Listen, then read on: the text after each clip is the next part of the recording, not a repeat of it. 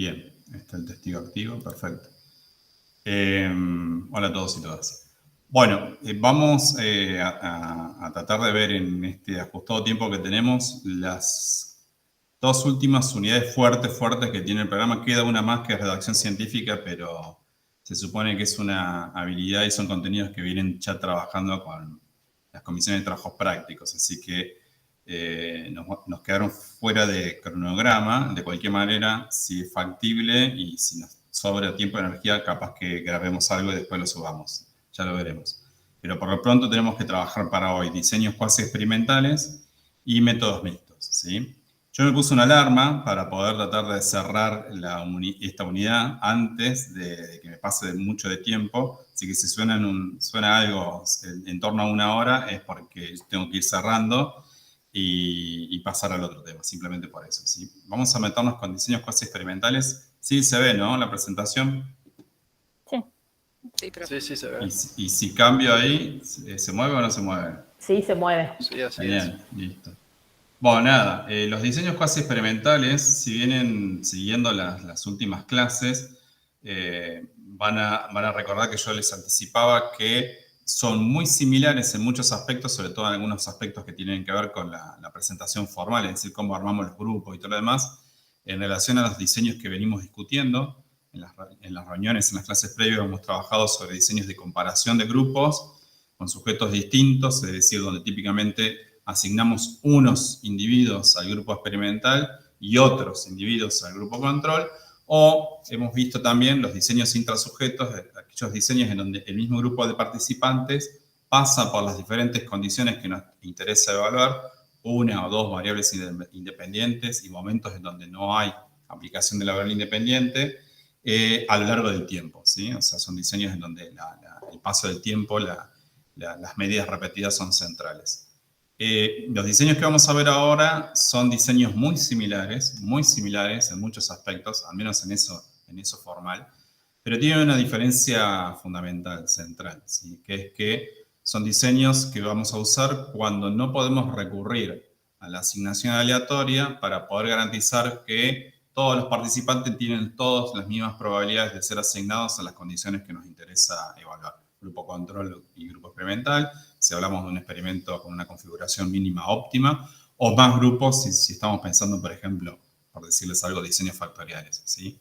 Entonces, esa es la principal diferencia. Por supuesto, podría haber diferencias, de hecho vamos a ver algunos ejemplos en la característica formal del diseño, pero en general lo más importante, lo que le tienes que quedar claro hoy es que se trata de diseños en donde se mantiene la rigurosidad de poder pensar en una configuración donde un grupo es expuesto a un programa o una intervención o una variable independiente y otro grupo no, con la única diferencia en relación a lo que veníamos discutiendo en clases pasadas, de que los participantes, los individuos, son asignados a esas condiciones sin recurrir al azar, ¿sí? Entonces, si lo pensamos desde las perspectivas de paradigmas, desde el principio de la asignatura hemos visto dentro del paradigma asociativo los estudios, por ejemplo, con el uso de la observación como técnica de recogido de datos, vieron cómo se vienen los estudios de encuesta. Estos estudios en general tienen que ver con hipótesis de covariación. Podemos establecer relaciones entre variables, pero no podemos determinar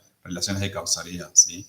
Por otro lado, en las últimas clases nos hemos metido dentro de lo que llamaríamos paradigma experimental, que es en donde se engloban todos los diseños de investigación que permiten efectivamente demostrar la existencia de relaciones causales, permiten que podamos formular hipótesis causales. Y dentro de esto del paradigma experimental, dentro de la familia del paradigma experimental, encontramos los diseños experimentales que veníamos discutiendo y los que vamos a ver ahora, entonces, los cuasi experimentales. Entonces, en común, ¿qué tienen estas dos características, estos dos tipos de diseños experimentales y diseños cuasi experimentales? Que estudian, los dos estudian el efecto causal de la variable independiente mediante el control preciso de las fuentes de variación extrañas, ¿sí? En algún caso se va a lograr con mayor precisión, en el caso de los diseños experimentales, en otro caso no se va a lograr tan bien porque, de nuevo, hay un elemento que no estamos encontrando que es la asignación aleatoria de los individuos a las condiciones experimentales, ¿sí? Pero sí, en ambos casos vamos a estar trabajando con hipótesis que son de tipo causal. ¿Estamos? Entonces, ¿en qué contexto o qué fue lo que fue estimulando, promoviendo el desarrollo de estrategia cuasi experimental en ciencias sociales, en ciencias de comportamiento, en psicología? Bueno, lo que van a ver, según varios autores, es que en los últimos años, ¿sí?, los colegas y las colegas que trabajan en ciencias sociales, en ciencias de comportamiento, comenzaron a cuestionar los diseños de investigación con enfoque experimental, motivados por una serie de factores, ¿sí?, sobre los cuales no vamos a profundizar, pero que simplemente es importante que tengan presentes, ¿sí? Alguno tiene que ver con cambios en intereses políticos, cambios en intereses sociales, ¿sí? Algunas de esas cosas se las menciono muy rápidamente, simplemente para que estén atentos a qué elementos estimulan estos cambios de orientación en la forma en que pensamos preguntas de investigación y pensamos soluciones para esas preguntas de investigación, ¿sí? Por ejemplo, la creciente demanda en dar más protagonismo a grupos desfavorecidos o a minorías, ¿sí?, en donde quizás una aproximación tradicional no es suficiente para poder trabajar con ellos desde un enfoque estrictamente experimental, ¿sí? Otro aspecto tiene que ver con el protagonismo que ha tenido, la emergencia que ha tenido en los países del tercer mundo y los problemas que caracterizan a los países del tercer mundo o países en vías de desarrollo, ¿sí?, que son problemas más de tipo social, en donde muchas veces lo que hay por detrás hay interés en tratar de ver si hay algún programa de estimulación económica, por ejemplo, de incentivos económicos, lo que sea, que permita un mejor desarrollo de esos países. Bueno, asociado con eso, como muchas veces por detrás de eso hay ONGs o organismos multilaterales, por detrás de eso también entonces hay interés en saber si efectivamente esos programas funcionan. Entonces, para poder responder esa pregunta, muchas veces se requiere recurrir a los estudios cuasi experimentales para poder hacer algo que vamos a ver más adelante, que se llama evaluación de programas, ¿sí? Necesito determinar si una intervención que estoy aplicando en una localidad, en una comuna, en una nación, si estamos hablando de un programa mucho más amplio, funciona y cómo lo hace, ¿sí? Entonces, en ese contexto a veces no se puede recurrir a la característica principal de los diseños experimentales estrictamente hablando, que es poder garantizar que todos los participantes tienen todas las mismas probabilidades de ser asignados a las condiciones que nos interesa evaluar, pero sí se puede recurrir a una estrategia cuasi experimental y sí podemos obtener evidencia de si una intervención, un programa está funcionando, ¿sí?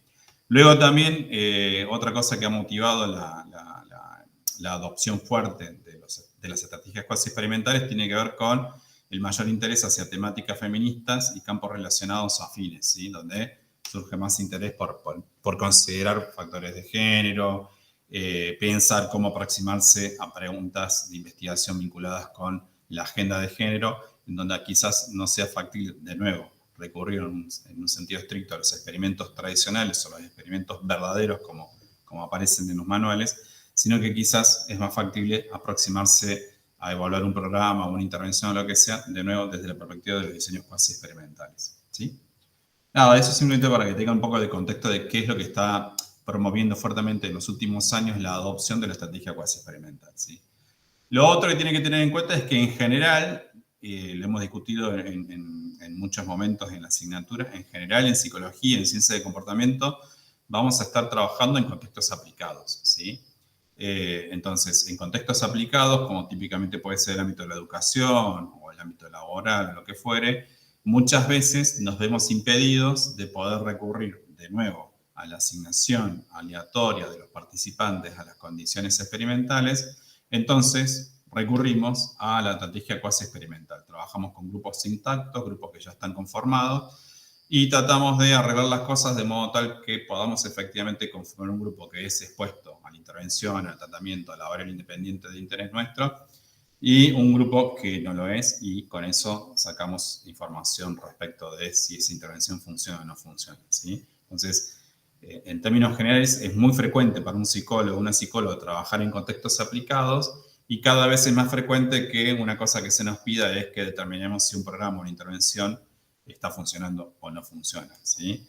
Les traigo un ejemplo relativamente reciente de estas situaciones, que es algo que está circulando en los últimos tiempos en distintos medios, que es las pruebas que se hicieron en el Reino Unido y en otros países respecto de si funciona o no funciona la semana laboral de 4 días, ¿sí? Nada, se resolvió con cuasi experimentos, de gran escala, por supuesto, en el Reino Unido y en otros países europeos, hay distintas iniciativas que han ido recogiendo evidencia respecto de comparar trabajar durante 4 días a la semana contra trabajar en un esquema tradicional, ¿sí? En Argentina empieza a haber propuestas. De hecho, en Córdoba ya hay una empresa de base tecnológica que lo está implementando.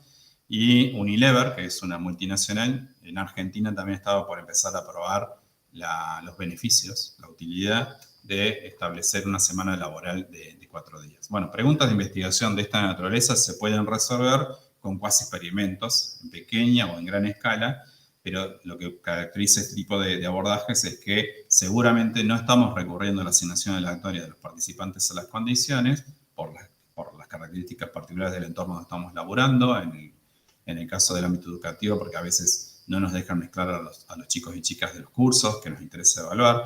En el caso del contexto laboral o empresarial o organizacional, porque hay alguna justamente limitación para poder usar el azar y asignar todos los individuos de la organización, de la empresa, de ese trabajo, de esa pyme o lo que fuere, a las condiciones que nos interesa evaluar. Bueno, nada, no obstante eso, es factible pensar una aproximación cuasi experimental para determinar si una nueva modalidad de trabajo, en este caso, un nuevo dispositivo de enseñanza de la matemática, como puede ser un ejemplo para el ámbito educativo, funcionan y no funcionan y cómo lo hacen, ¿sí? En todos estos espacios es muy factible trabajar con la aproximación cuasi experimental, ¿sí?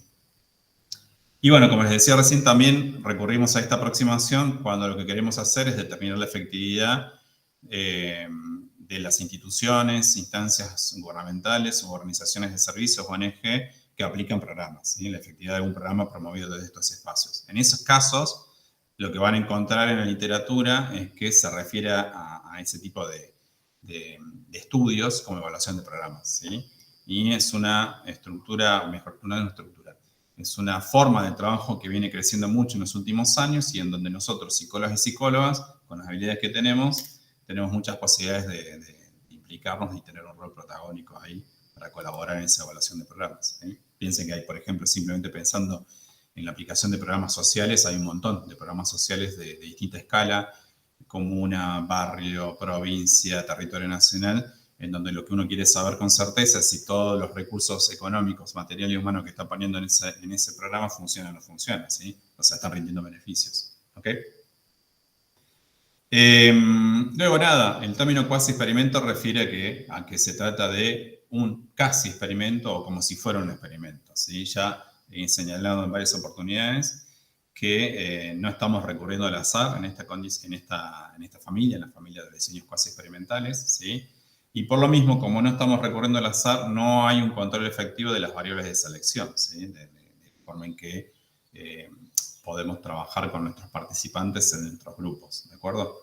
Pero, de nuevo, como todo lo demás, sí es factible de ser sostenido, es decir, podemos conformar un grupo experimental y un grupo control mínimo, podemos tener mediciones pre-test y post-test, con lo cual tendríamos una configuración casi óptima, ¿no? Piensen que típicamente el diseño pre-test, post-test, con grupo control seleccionado al azar, es como la configuración mínima de mayor rigor que podemos encarar dentro de los diseños experimentales propiamente dichos. Bueno, la misma estructura formal se puede aplicar en este contexto con la única salvedad de que no vamos a poder usar el azar, por las razones que fuere, para asignar a los participantes de las condiciones. No obstante, sigue siendo un diseño donde podemos evaluar las puntuaciones en la variable dependiente de interés antes de aplicar el tratamiento y después de aplicar el tratamiento, si es que tenemos la posibilidad de pensar un diseño pre-test y post-test. Por supuesto, va a haber otro tipo de diseños, muchos de ellos ya similares, pero no varían demasiado de esta estructura formal que les acabo de comentar, con lo cual entienden que son relativamente rigurosos y que uno solamente tiene que tener cautela a la hora de generalizar los resultados porque, de nuevo, está teniendo dificultades con el control efectivo de las variables de selección por la imposibilidad de usar el azar para asignar a los participantes a las condiciones, ¿no? Hay muchos diseños de investigación cuasi experimental, muchos, ¿sí? Y como dice el texto ahí, hay poca pérdida de estatus o desprestigio si uno dice que va a usar o va a hacer, o va a ejecutar, o va a correr un cuasi experimento en lugar de un experimento verdadero, ¿sí?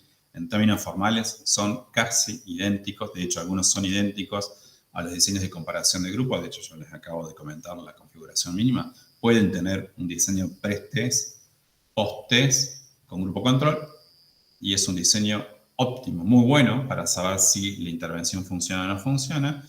Solo debemos ser un poquito más conservadores a la hora de comunicar los resultados o interpretar el peso de las diferencias si es que la encontramos, porque, bueno, no estamos controlando la selección de los participantes, ¿no?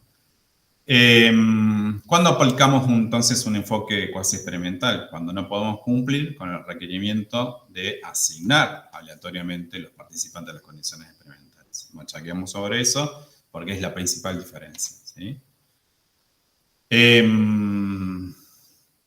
¿Paso o no paso?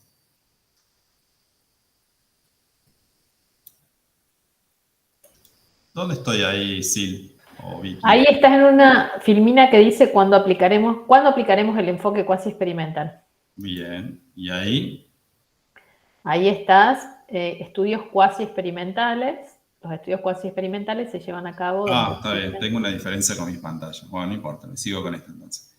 Bueno, ¿cuándo podemos ejecutar estudios cuasi experimentales? Muchas veces, entonces, cuando hay barreras éticas o prácticas para realizar experimentos verdaderos, ¿sí? Un ejemplo típico que hemos discutido también en otros momentos es el de intentar evaluar, por ejemplo, un nuevo programa educativo en una escuela y que no nos permitan las autoridades de esa escuela mezclar a los niños y a las niñas para poder conformar grupos experimental y control en una estrategia experimental verdadera, ¿sí? Entonces, ahí hay una barrera práctica.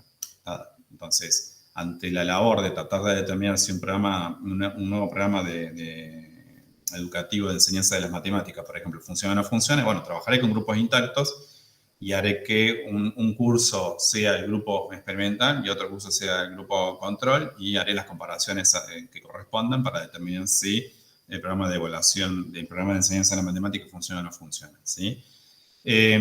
A veces también hay barreras éticas, es decir, no vale la pena impedir que un grupo o demorar que un grupo acceda a un tratamiento o a una intervención. Entonces, bueno, nada, motivado por ese elemento, me veo obligado a que ese grupo sí o sí permanezca intacto y no dividirlo. Bueno, hay una serie de razones en donde se cruzan de nuevo cosas prácticas, cosas éticas, y técnicas que hacen que en el contexto por ejemplo, típicamente del ámbito de la educación, en el ámbito laboral, organizacional, en el ámbito de la evaluación de programas sociales, tengamos que trabajar con la perspectiva de estudios cuasi experimentales.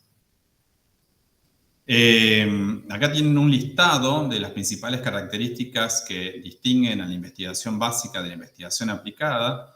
Los diseños cuasi experimentales están asociados con el contexto de la investigación aplicada. Entonces, los objetivos para este paradigma, para esta tradición, en donde típicamente los cuasi experimentos juegan un rol central, tienen que ver con la determinación de relaciones de causalidad o estudiar el cambio que se produce por la exposición a un programa, una intervención o lo que fuere. Los efectos causales tienen algún riesgo de espuria, dice esta expresión, que quiere decir que, bueno, lo que decía hace un rato, tenemos que ser un poquito más conservadores si es que demostramos una relación de causalidad porque no estamos protegidos totalmente del sesgo de selección, ¿sí? Los supuestos y las condiciones, por otro lado, son exactamente los mismos del paradigma experimental, ¿sí? O sea, queremos, por ejemplo, si queremos determinar que un programa funciona, y ese programa lo entendemos como nuestra variable independiente, y la variable independiente tiene que ocurrir antes de que veamos cambios en la variable dependiente, ¿sí? Todas estas características que hemos discutido en las clases pasadas, por ejemplo, ¿sí? Respecto de las fuentes de confundido, es decir, de los problemas con la falta de control experimental, en el caso de diseños cuasi experimentales tenemos un escaso control, ¿sí? Más allá de que en lo formal los diseños son casi idénticos a los diseños experimentales, el tema de no poder asignar por azar los participantes a las condiciones hace que tengamos un poquito menos de control sobre lo que estamos identificando como efecto de nuestra variable independiente. Respecto de la selección de las unidades, les tiene que quedar claro hasta ahora que efectivamente está sesgada, ¿sí? Porque no estamos trabajando con la posibilidad del azar, con el hecho de que cada individuo o persona tenga las mismas probabilidades de ser asignado a un grupo experimental o a un grupo control. Como eso no ocurre, eso introduce sesgo de selección, ¿sí? Luego, como son diseños que generalmente aplicamos en contextos aplicados, tienen muy buena validez externa con respecto a los diseños típicamente del ámbito de la tradición experimental, donde se hacen experimentos verdaderos, en donde son muy buenos en controlar las amenazas a la validez interna, ¿sí? Bueno, nada, allí hay un balance. Y en cuanto a los alcances de los resultados, como de nuevo están en el contexto de lo aplicado, hay muchas chances de que los resultados que obtengamos a partir de una aproximación cuasi experimental tengan un poquito más de mayor capacidad de generalización que lo de los estudios experimentales. Estoy trabado ahí con las palabras. Con respecto a las fases de investigación aplicadas, son similares a las fases que seguimos en la investigación con los esquemas tradicionales y trabajando de laboratorio, ¿sí? Siempre vamos a estar planteando un problema primero, formulando una hipótesis, diseñando la investigación, pensando en plan de recogida y análisis de datos, interpretando los resultados y obviamente obteniendo y comunicando las conclusiones que surjan, ¿sí? O sea que el plan de laburo es exactamente igual que con cualquier otro tipo de tradición de investigación que hemos venido viendo hasta ahora. Pero más en detalle, un diseño cuasi experimental se caracteriza por referir a un conjunto de procedimientos o de estrategias de investigación orientado típicamente a la evaluación del impacto de tratamientos en contextos donde la asignación de las unidades no es al azar y al estudio de cambios que se observan en los sujetos en función del tiempo, ¿sí? Son dos factores que por ahí caracterizan más a este tipo de tradiciones, ¿sí?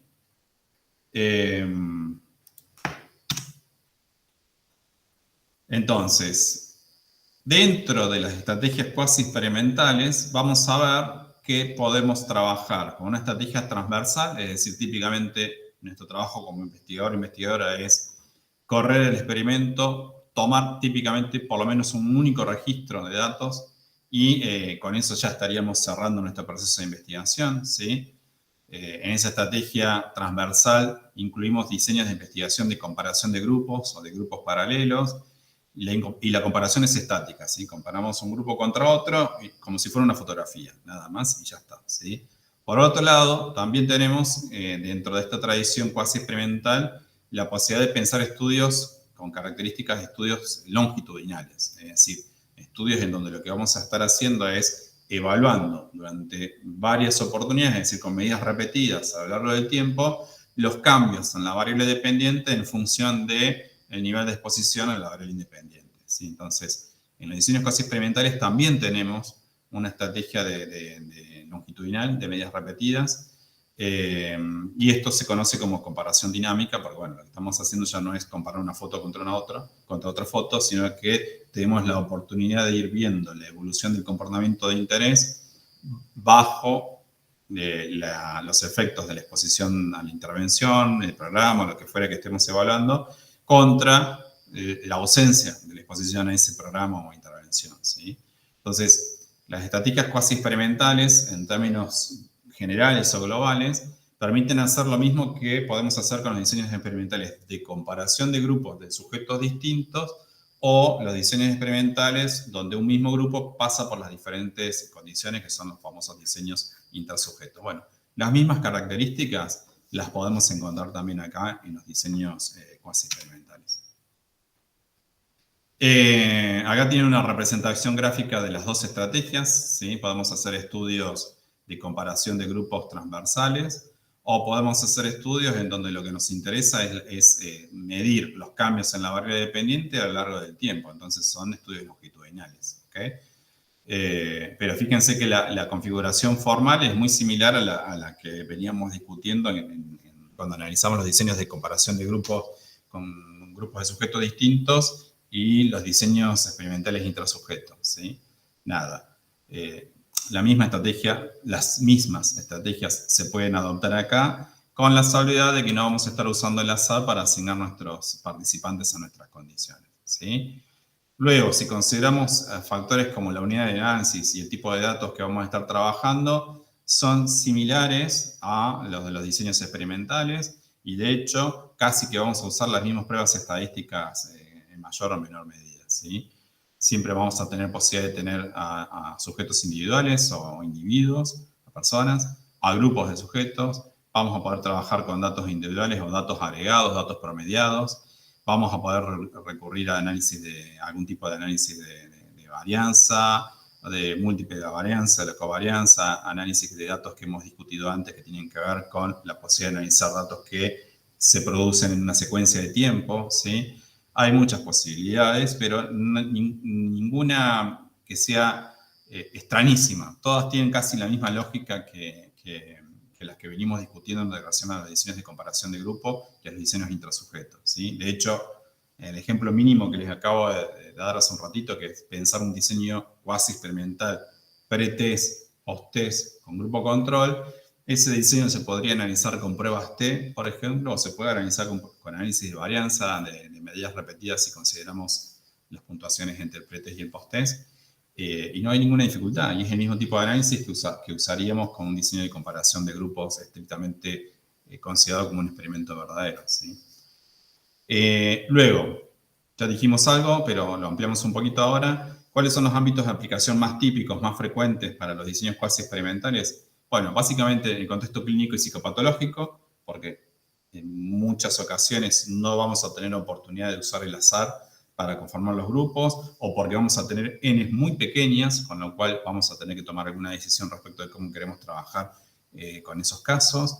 También en el ámbito de la psicología del desarrollo es muy frecuente trabajar con aproximaciones cuasi experimentales, ¿sí? Y a veces cuando se cruza temas de psicología del desarrollo con temas de educación, como los ejemplos que discutimos antes sobre investigación en el ámbito educacional, también vamos a recurrir a los diseños cuasi experimentales. Y, por supuesto, en lo que tiene que ver con la evaluación de programas o la evaluación de dispositivos o intervenciones en contextos sociales, el recurso a la estrategia cuasi experimental es un muy buen recurso si yo quiero saber con certeza si ese programa, esa intervención, ese dispositivo está funcionando y está generando los cambios que yo pretendo que genere o esperaba generar en ese contexto.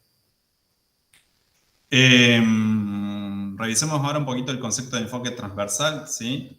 La investigación transversal o de grupos paralelos utiliza los formatos similares a los diseños experimentales, ¿sí? Por ejemplo, un diseño pre-test, post-test con grupo control, en sus aspectos formales es exactamente igual que un diseño pre-test, post-test con grupo control seleccionado al azar, que sería un experimento verdadero y uno de los diseños más sencillos que discutimos cuando vimos justamente los diseños experimentales de comparación de grupos, ¿sí?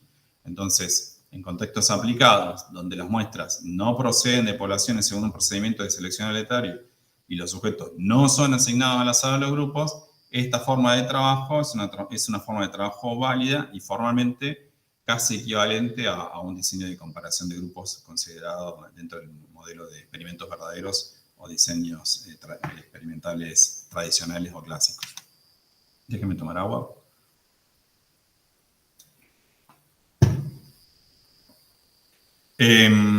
Bueno, y dentro del contexto cuasi experimental, los participantes van a parar al grupo de tratamiento y control por su propia decisión o por consideraciones prácticas, ya hemos discutido esto, ¿sí? Entonces, ¿qué nos pasa? Nos pasa que los grupos experimentales y controles pueden ser diferentes, justamente por la forma en que cada uno de ellos fue integrado por los participantes o por los sujetos, y no comparables en oposición a lo que ocurre en la investigación aleatorizada, ¿sí? Entonces, nada, ahí tenemos que ser, si encontramos diferencias que creemos que podemos adjudicar a la aplicación de la variable independiente, la intervención, el programa nuestro, bueno, vamos a tener que ser un poco más cautelosos a la hora de establecer nuestras conclusiones y comunicar esos resultados, ¿ok?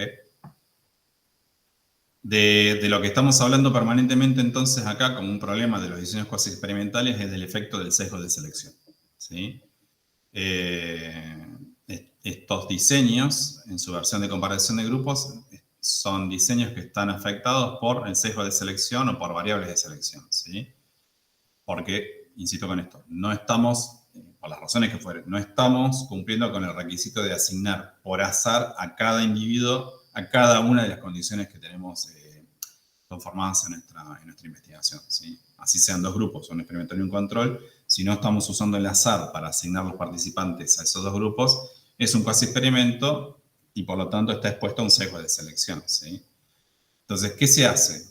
Se adoptan técnicas de análisis para corregir los posibles sesgos y neutralizar las variables de sesgos, las variables de selección, de modo que se infiera el efecto de los tratamientos sin que esté contaminado por las diferencias iniciales de los grupos, ¿sí? Hay más laburo ahí, quizás estadístico, más control sobre esos elementos, forzados por la situación de que no estamos pudiendo asignar los participantes por azar a las condiciones, ¿sí? Las diferencias iniciales de los grupos los hacen no comparables o no equivalentes, siendo este el sentido último del enfoque cuasi experimental o transversal. Aún en un diseño pretest post-test, donde no estamos usando el azar, las mediciones pretest pueden ya mostrarnos que hay diferencias entre un grupo y otro. Nada. Tenemos que ser conscientes de si identificamos esas diferencias para ver cómo se expresan luego cuando uno de los grupos solamente pasó por la intervención que nos interesaba hablar y el otro no, ¿no? Entonces, para ver cómo compensamos las diferencias de partida y cómo limpiamos el efecto específico de la intervención de la variable independiente del programa que queremos evaluar de esas diferencias iniciales presentes en el grupo. Esas diferencias, por supuesto, se reducirían bastante si las distribuyéramos a los individuos por azar dentro de las condiciones. Como eso no lo estamos pudiendo hacer, y es la característica principal de los diseños cuasi experimentales, bueno, lo que tenemos que hacer es medir bien en el pretest, pensando si se trata de un diseño de esas características, idealmente. Y si detectamos las diferencias, bueno, tenerlas bien claras, bien identificadas, para luego sustraerlas de las diferencias que probablemente se produzcan en un solo grupo como consecuencia de haber sido expuesto a la intervención, el programa, la variable independiente de interés nuestro. Dentro de hay muchos tipos de diseños, ya se los adelanté, así que vamos a ir repasando muy rápidamente los que podrían ser los más comunes, ¿sí? Empezando por el que uno recomendaría típicamente si fuese posible para tener un poco más de confianza en el resultado que llegara a encontrar, ¿no? Y me refiero a este que vengo machacando como ejemplo, el diseño pretest post-test, ¿sí? Tomamos una medida antes de la intervención y otra después, típicamente, ¿sí? Y hacemos las comparaciones pertinentes entre grupos, experimental y control, o intragrupos, dentro de las medidas pretest y post-test dentro del grupo experimental y las medidas pretest y post-test dentro del grupo control, ¿sí? Entonces, nada, si recuperan un poco lo que discutimos en clases previas, van a ver que es la misma dinámica, la misma forma de trabajo que en muchos casos describimos para los diseños experimentales de comparación de grupos. Hacer muy buenas medidas pretest de la variable dependiente que nos interesa a nosotros en cada una de las condiciones que tenemos conformadas en nuestro experimento y hacer muy buenas medidas post-test después y hacer los cálculos de las diferencias entre ellas, ¿sí? Con una probante, un análisis de varianza, lo que considere. En una estrategia cuasi experimental hacemos exactamente lo mismo. De hecho, esta sería la configuración mínima ideal dentro de una aproximación cuasi experimental también, es decir, un diseño pretest, post-test con grupo control. Y ya está, ¿sí? Esa sería la configuración mínima ideal, en donde si uno tiene que trabajar en un contexto aplicado, como por ejemplo en el ámbito de la educación, debería tratar de seguir ese curso de acción, es decir, medir antes la variable de interés, aplicar la intervención en uno solo de los grupos intactos con los que seguramente va a estar trabajando y medir después, ¿sí? Ahora bien, eso no ocurre todo el tiempo, lamentablemente, por diversas razones. Entonces, a veces se van a encontrar con que no pueden conformar todos los grupos que les interesan, ¿sí? Entonces, pueden encontrarse con un diseño pre-test, post-test, con un solo grupo, ¿sí? Un grupo que fue medido antes de la aplicación de intervención y fue medido de nuevo después de la aplicación de intervención. Lógicamente, ustedes ya pueden ir anticipando, pensando que el nivel de confianza que tengo sobre un estudio de esa característica es bastante bajo, ¿sí? Porque si no tengo un grupo control real, que sería un grupo control de individuos de las mismas características, solo que no son expuestos a la intervención, no puedo tener mucha confianza en si la diferencia que encontré es una diferencia importante y atribuible específicamente a la intervención, a la variable independiente que apliqué, ¿sí? Entonces, ¿es posible encontrarse con esta situación en donde tengan que recurrir a un diseño de esta característica? Sí, sobre todo en el ámbito educativo, pero si estuviera dentro de sus posibilidades, vuelvan a la posibilidad anterior. Traten de conformar realmente un grupo control y traten de tener medidas pre-test y post-test para poder tener mucha más confianza en el resultado final si es que efectivamente encuentran que hay modificaciones que puedan atribuir a la aplicación de la intervención de la variable independiente, ¿sí? Otra situación común en este contexto es la de diseños pre-post con grupo de quasi-control, ¿sí? Acá, digamos, además del grupo al que se aplica el tratamiento, se mide en los dos mismos momentos la variable dependiente en otro grupo de comparación no tratado y no formado al azar, ¿sí? El ejemplo que les dan León y Montero es un ejemplo que pueden rastrear en una revista en acceso abierto, así que pueden chequear este trabajo de efectos de un tratamiento cognitivo-conductual para la hipocondría en los sesgos atencionales y tener un poquito más de detalle de cómo operativamente resolvieron esta investigación en un contexto clínico estos colegas Pilar Martínez y Amparo Veloc, ¿sí? Nada, entonces en este estudio lo que hicieron fue trabajar con 12 pacientes con hipocondría y 17 sujetos normales. Tomaron una tarea que es conocida, capaz que la escucharon antes en alguna materia previa, que es el STRUP, ¿sí? El STRUP emocional en este caso. El grupo recibió una intervención, un tratamiento específico, ¿sí? Para modificar sus conductas. Y lo que hicieron fue evaluar si hubo modificaciones o no en las variables de interés, ¿sí? Nada, de nuevo, es un ejemplo de cómo se puede trabajar en el contexto clínico con una aproximación cuasi experimental cuando no se puede usar el azar para asignar a los participantes las condiciones, o en este caso se trabaja comparando sujetos que tienen una condición que yo no puedo manipular en la otra, o sea, no puedo volver hipocondríacos a determinadas personas simplemente para poder demostrar que una prueba funciona, ¿no? Recuerden, en ese sentido, también cuestiones que tienen que ver con la ética, ¿no? Quizás si este estudio hubiese sido pensado cuando el conductismo recién emergía, piensen, por ejemplo, en los estudios del pequeño Albert, en donde sí se indujo un miedo, ¿ok? Y la propuesta contemplaba, aunque no se pudo cumplir después, la extinción de esa respuesta de miedo, ¿sí? Nada. En este caso, hoy, no puedo pensar un estudio en el ámbito clínico en donde yo induzco una condición clínica a propósito en un grupo control simplemente para tener las condiciones ideales de contraste, es decir, dos grupos comparados en lo único en que se diferenciaría es que uno que recibe el tratamiento y el otro no, ¿no? Esto se podría resolver de otra manera, se podría resolver con lo que llamamos grupo control en lista de espera si es que tuviéramos casos suficientes, ¿sí? Y si además amerita éticamente dejar esperando a un grupo que presenta una condición clínica hasta que reciba el tratamiento, ¿sí? Yo hace muchos años dirigí una tesis de licenciatura donde lo que evaluábamos en un contexto clínico era la aplicación de una psicoterapia cognitivo-conductual en formato grupal, ¿sí? Entonces, las tesistas habían conseguido la autorización para llevar adelante este trabajo en una clínica de Córdoba, en donde lo que se trataba era el trastorno de ansiedad generalizada, que no es un trastorno muy invalidante y que por otro lado permite otro tipo de cosas. Entonces, como en la clínica se trabajaba con inscripciones hasta que se conformaron los grupos, había gente que se inscribía, pero que no era llamada hasta que un grupo terminara. Entonces, lo que hicimos fue valernos de esa dinámica de esa clínica para trabajar con lo que llamamos grupo control en lista de espera, ¿sí? Entonces, conformamos un grupo que era expuesto al dispositivo grupal de tratamiento de la ansiedad generalizada y el otro grupo que sabíamos que tenía quejas de trastorno de ansiedad generalizada, pero que estaba esperando, se transformó en el grupo control. Entonces lo medíamos de esa manera, ¿sí?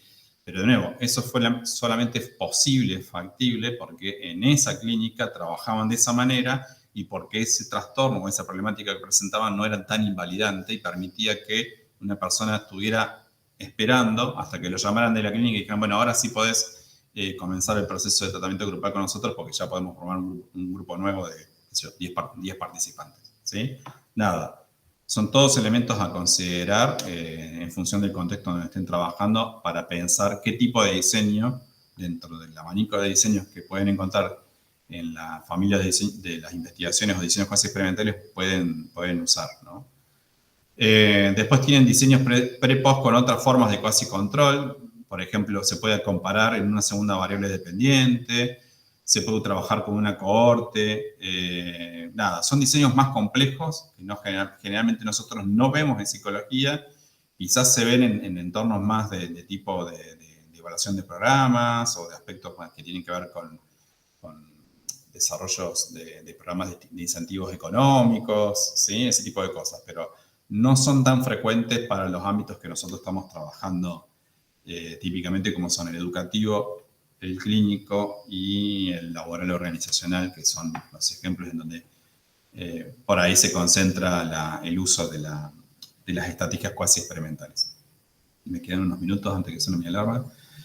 También tenemos diseños con observaciones solo post, que ustedes ya tendrían que estar en condiciones de pensar que generan mucha desconfianza, porque si no sé cómo partió el individuo o el grupo de individuos, es muy difícil que yo sepa qué es lo que está pasando después, pero en algunas circunstancias es factible sacar información valiosa, ¿sí? Por ejemplo, en el ámbito de la clínica y particularmente en el ámbito de la neuropsicología, hay muchos casos clínicos que son solo post, es decir, la persona sufrió, por ejemplo, algún tipo de trauma en su sistema nervioso central, sobrevivió a ese trauma, entonces se puede hacer un registro de las modificaciones en el comportamiento de ese individuo siguiente al trauma, ¿no? Entonces, qué sé yo, tienen desde el caso de Phineas Gage, que es uno de los casos más famosos dentro de la neuropsicología, que permitió identificar con bastante certeza cuál es la importancia de los lóbulos frontales en la planificación y la regulación de nuestros comportamientos, ¿sí?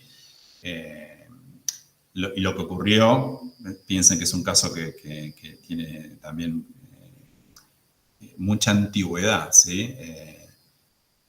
Phineas Gage era un capataz, un supervisor de una compañía ferroviaria norteamericana y mientras estaban construyendo o volando rocas para poder avanzar con las vías del tren, explotó una carga que tenían para demoler y eso hizo que una barra de acero le atravesara la cabeza, le afectara los lóbulos frontales. Esto no se sabía para la época. Lo que sí se supo es que la persona sobrevivió y que el médico que lo siguió tuvo el buen tino de ir registrando hasta que dejó de existir Phineas Gage, de ir registrando todos los cambios en el comportamiento de Phineas Gage, ¿sí? En la época moderna, Damasio y colaboradores tomaron ese caso prototípico y lo compararon con otros casos que llegaban a su clínica con lesiones del lóbulo frontal, reconstruyeron con técnicas de neuroimágenes la lesión que sufrió Phineas Gage, porque el cráneo de Phineas Gage se conservó, bueno, nada, y construyeron todo un cuerpo teórico en relación a la importancia de los lóbulos frontales en la regulación de comportamiento, ¿sí? Que en el caso de Damasio le dio pie a que él formule su hipótesis de marcador somático, que a lo mejor han discutido en alguna asignatura antes. Estos son estudios en donde las mediciones son solo post, es decir, yo no puedo, de nuevo, no puedo reproducir ese tipo de lesión en otra persona. En muchos casos difícilmente tengo una evaluación pre-test de cómo era el comportamiento de ese individuo antes, o si lo tengo, está reconstruida por testimonio de terceros, etcétera, etcétera, que fue lo que pasó con Phineas Gage, ¿no? ¿Sí? Lo que se sabe de cómo era Phineas Gage antes y después de su lesión era porque justamente el médico fue recogiendo relatos de los familiares de Phineas, de sus empleadores, etcétera, etcétera, que mostraban que antes de que le pasara eso era de una forma y después de que le pasó eso se transformó básicamente en un energúmeno, ¿no? Por consecuencias del impacto que tuvo la lesión sobre su capacidad de tomar decisiones, regular emociones y todo lo demás. Y como ese ejemplo hay un montón de casos clásicos en la neuropsicología, así como Le Bon, que fue el caso que permitió identificar parte de las estructuras asociadas con el lenguaje, o como HM, que es un caso que permitió una gran comprensión sobre los procesos de memoria en humanos, ¿no? Y que hoy vemos en cualquier manual de neuropsicología o de neurología clínica, lo que fuere.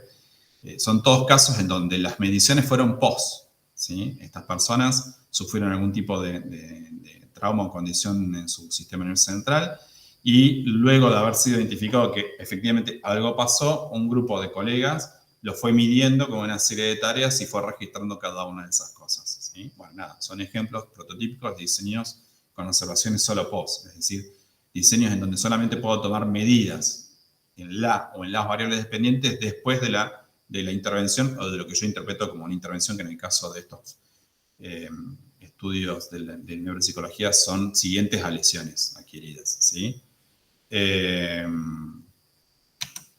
Voy más rápido. Después tienen diseños solo post, también. Ya pueden pensar ustedes que hay, igual que estos, en donde trabajo con un solo caso, medidas solo post me introducen muchas dudas respecto de qué es lo que estoy viendo cuando comparo los desempeños en el post-test entre el grupo que recibió una intervención en el programa y el grupo que no lo recibió. ¿Por qué? Porque no tengo las medidas previas, entonces no sé qué tan diferentes partieron, cuánto ya tenían a su favor en cada uno de los grupos en la variable dependiente de interés, etcétera, etcétera. Bueno, eso genera complicaciones y muchas dudas, muchas reservas sobre qué es lo que voy a estar viendo en las comparaciones que haga de las puntuaciones post-test en los dos grupos, ¿sí? Nada, pero de nuevo, puede ocurrir que uno se vea inhibido de poder tomar medidas pre-test y bueno, es lo que le quede y bueno, va a tener que ser muy cauteloso, muy reservado, muy conservador en la interpretación de los resultados, ¿sí? Otra cosa que puede ocurrir dentro de los diseños cuasi experimentales, voy más rápido, es que estemos interesados en saber si una intervención o más de una intervención funciona y cómo lo hacen, ¿sí? Entonces, acá, de nuevo, es factible pensar este tipo de trabajos. Ahí suena mi alarma diciéndome que me tengo que apurar. Es factible pensar trabajos dentro de la tradición cuasi experimental en donde yo puedo poner a prueba más de un tipo de variable independiente, ¿sí? Las interpretaciones de los resultados que obtenga van a ser un poco más complicadas, pero se puede hacer, ¿sí? Se puede hacer. Se pueden pensar diseños en donde aplique más de una variable independiente y mida los cambios en las variables dependientes o en la variable dependientes bajo esas diferentes condiciones, ¿sí? En ese aspecto se parece un poco a algo que discutimos cuando vimos los diseños experimentales de caso único, ¿sí? Donde lo vimos más claramente, donde si recuerdan podíamos tener una fase donde aplicábamos un tratamiento B, podíamos tener una fase donde aplicábamos un tratamiento C, podíamos tener una fase donde aplicáramos la combinatoria de esos tratamientos y la evaluación de los cambios en la variable dependiente a lo largo del tiempo bajo cada una de las condiciones me permitiría potencialmente concluir cuál funciona mejor o si la combinatoria es mejor, por ejemplo, en ese diseño, ¿sí? Bueno, acá, dentro de las estadísticas de diseños cuasi experimentales, también es factible pensar diseños en donde tengo más de una variable independiente y puedo reunir información para ver si encuentro que una sea más útil que la otra para modificar la variable dependiente de interés.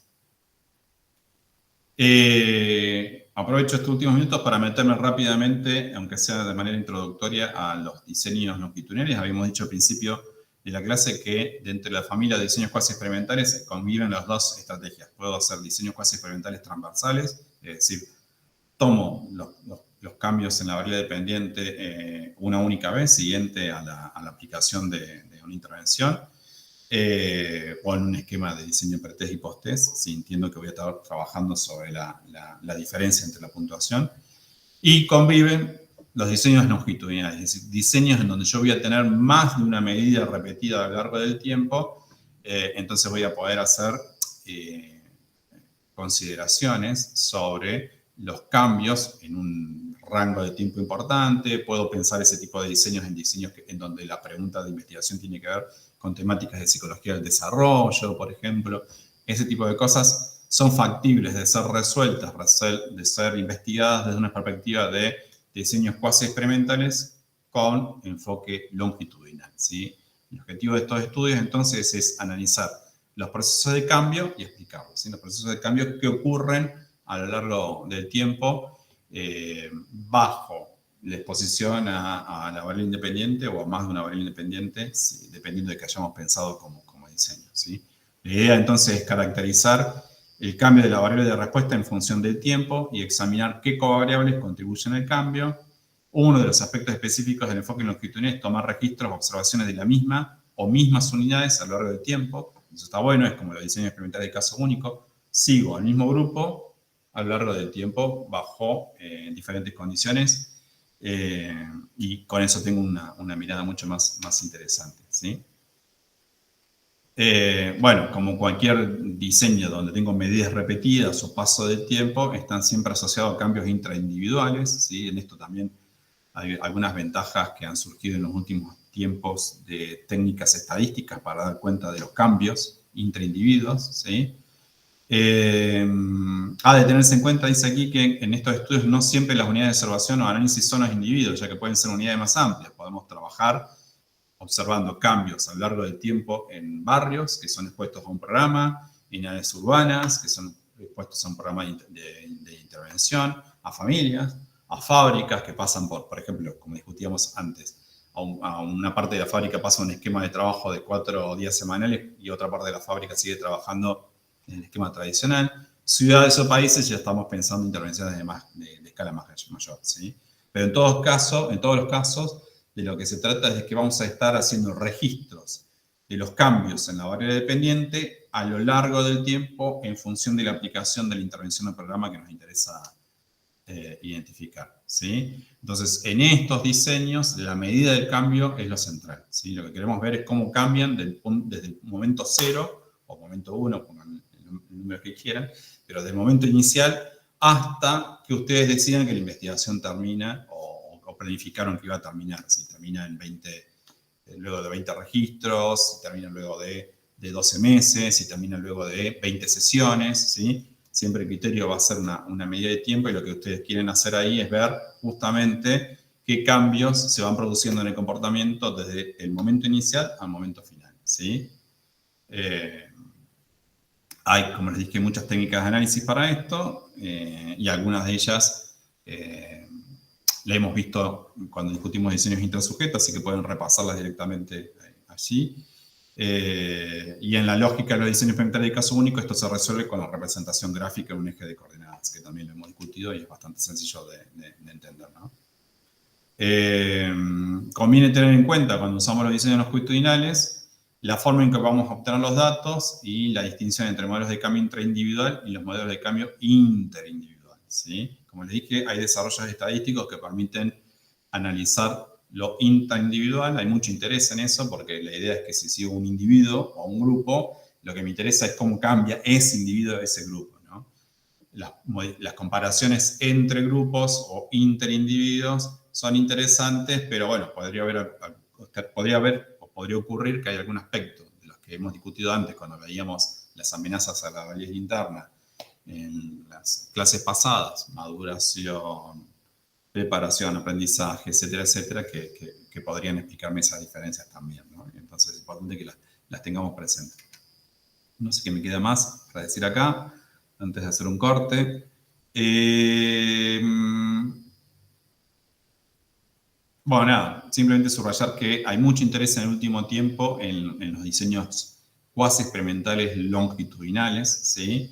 Y hay muchos desarrollos complementarios, ¿sí? Es decir, no solamente hay interés en aplicar estos diseños, sino que como hay interés en aplicar estos diseños, la comunidad ha desarrollado estrategias de análisis estadístico muy específicos para tratar con grandes volúmenes de datos de grupos de individuos que voy a estar siguiendo durante mucho tiempo, ¿sí?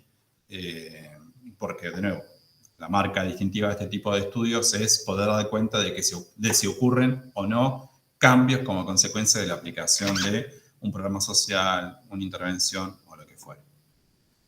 Bueno, quedaría cerrar un poco este tema, pero no me quiero pasar de lo que había planificado hasta acá, y de cualquier manera la presentación va a estar completa después en el aula y sí está más desarrollado quizás en clases de los años anteriores, ¿sí? Pero bueno, como la pretensión es cerrar acá, si no hay preguntas sobre esto, yo lo que voy a hacer es dejar de presentar acá y pasar a la presentación de métodos mixtos. No hay preguntas, ¿no? No. Muy bien. No, bastante clara la explicación, profe. Gracias. Bueno, la idea entonces ahora es simplemente hacer también una intro a métodos mixtos. ¿Se ve ahí la presentación? Todavía no. Es que yo no estoy... Me fui de la presentación y no hice la presentación acá.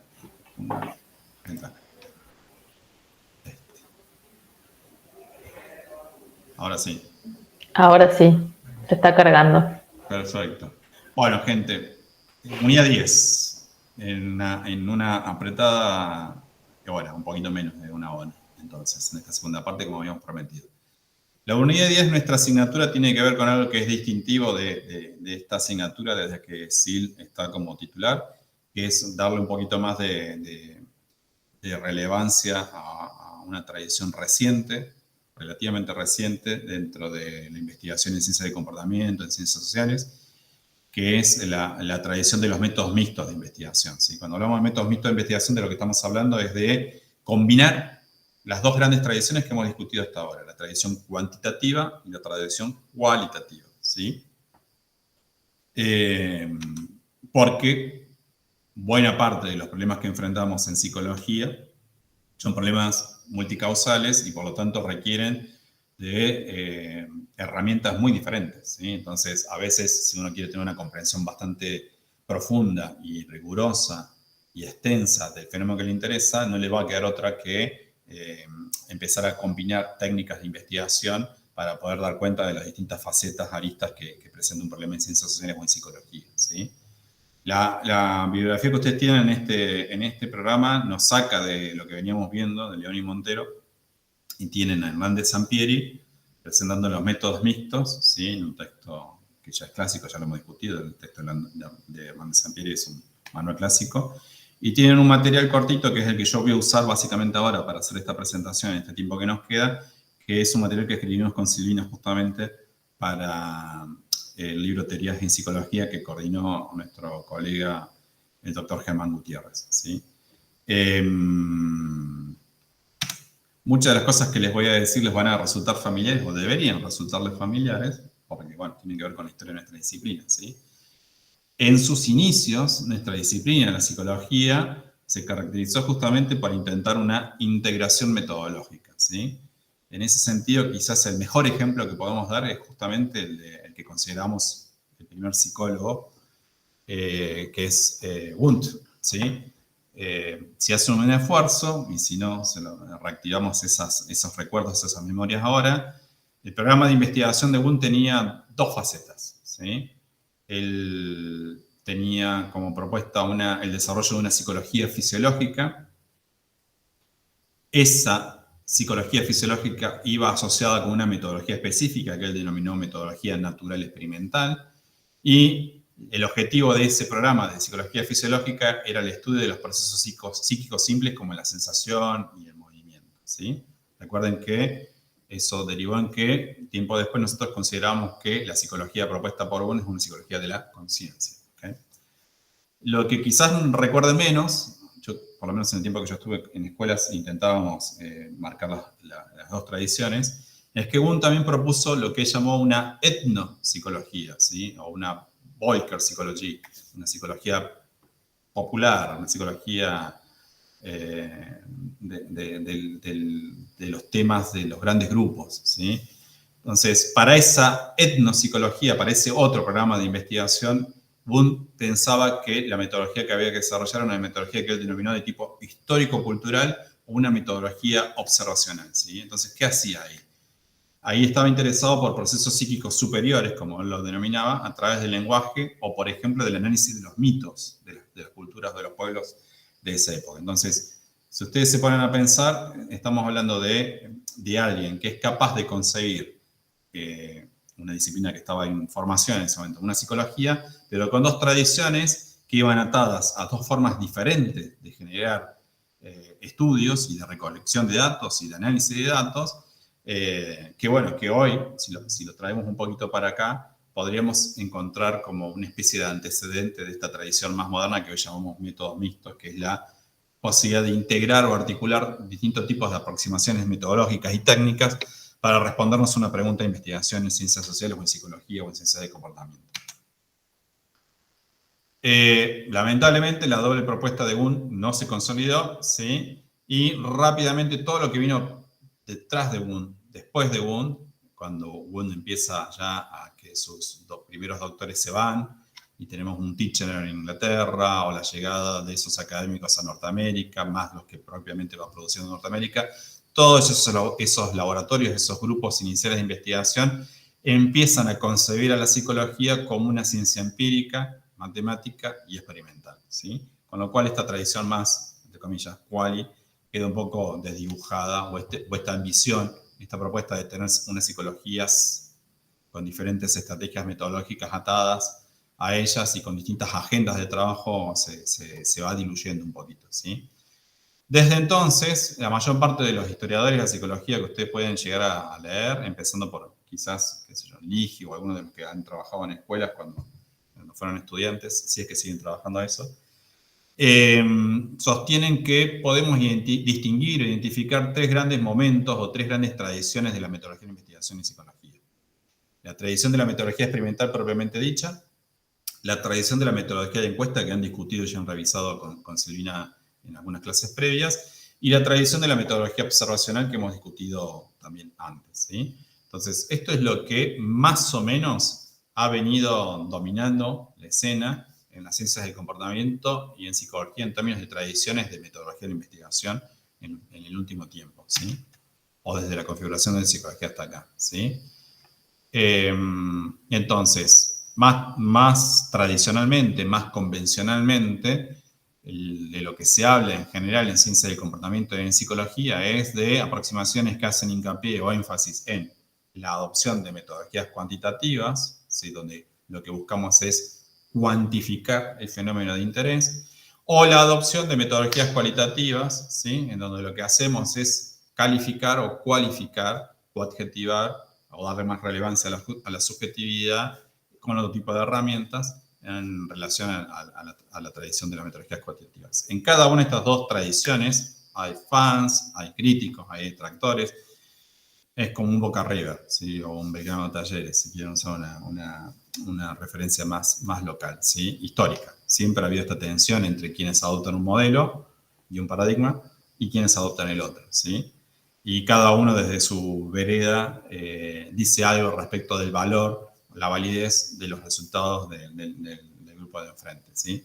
Quizás ahora no se note tanto, pero, por ejemplo, cuando yo cursaba metodología, esa tensión era muy importante, ¿sí? Como la tensión entre psicoanalistas y conductistas en la Universidad Nacional de Córdoba, ¿sí? Ahora, cuando yo cursé psicología y cuando cursé esta materia, la tensión entre cuantitativistas y cualitativistas era mucho más marcada que ahora.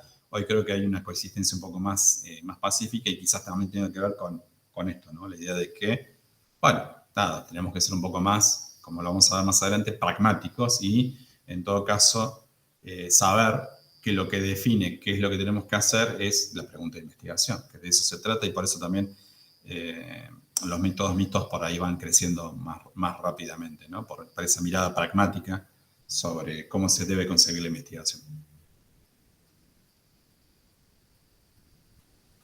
Entonces, lo que van a encontrar en algunos manuales es que en los últimos años ha surgido como un tercer movimiento metodológico, que está representado justamente por lo que nosotros le venimos a presentar ahora, a introducir ahora como métodos mixtos, ¿sí? Este tercer movimiento metodológico o esta movida de los métodos mixtos lo que intenta es superar las discusiones, déjenme volver a activar mi puntero, las discusiones, las controversias asociadas con la confrontación que históricamente ha habido entre métodos cuantitativos y métodos cualitativos, recuperando de manera más pragmática los aspectos más interesantes de estas aproximaciones, ¿sí? Voy a retomar una figura, una metáfora que yo les vengo presentando hace mucho en clases y que Silvina también lo ha hecho, que es el de pensar a la metodología como una caja de herramientas. Entonces, en función del problema que yo tenga enfrente, lo que tengo que hacer es mirar en mi caja de herramientas y elegir la herramienta más adecuada para eso. No todos los problemas se van a resolver con un martillo, ¿sí? Entonces, nada, en psicología, en ciencias del comportamiento, en términos de investigación, nos vamos a encontrar muchas veces con que en algún caso lo ideal, lo preferible o lo óptimo es recurrir a la tradición cuantitativa, y en otros casos lo óptimo, lo ideal, lo preferible es recurrir a la tradición colectiva, y en muchos otros casos, como viene siendo cada vez más frecuente, vamos a tener que recurrir a una combinación de las dos tradiciones, lo que da lugar a esto, a lo que estamos llamando hoy métodos mixtos, ¿sí? Si se fijan en la figura central, la chica ahí dice, la pregunta de investigación motiva todo, guía todo, ¿sí? Sería la aproximación pragmática de la que estamos hablando ahora, ¿sí? Entonces, si uno tiene que compararlas con las tradiciones cuantitativas y cualitativas, acá la noción clave es, se elige la herramienta en función del problema o la pregunta de investigación. Y en ese caso habrá que en algún momento ser cualitativista, en algún momento ser cuantitativista, o en algún momento cruzar las dos cosas, combinar las dos cosas, ¿sí? Entonces, quienes apelan al uso de los métodos mixtos en el campo de las ciencias sociales, en el campo de las ciencias del comportamiento, lo hacen para resolver cuestiones prácticas y no se preocupan demasiado por los supuestos filosóficos o epistemológicos, ¿sí?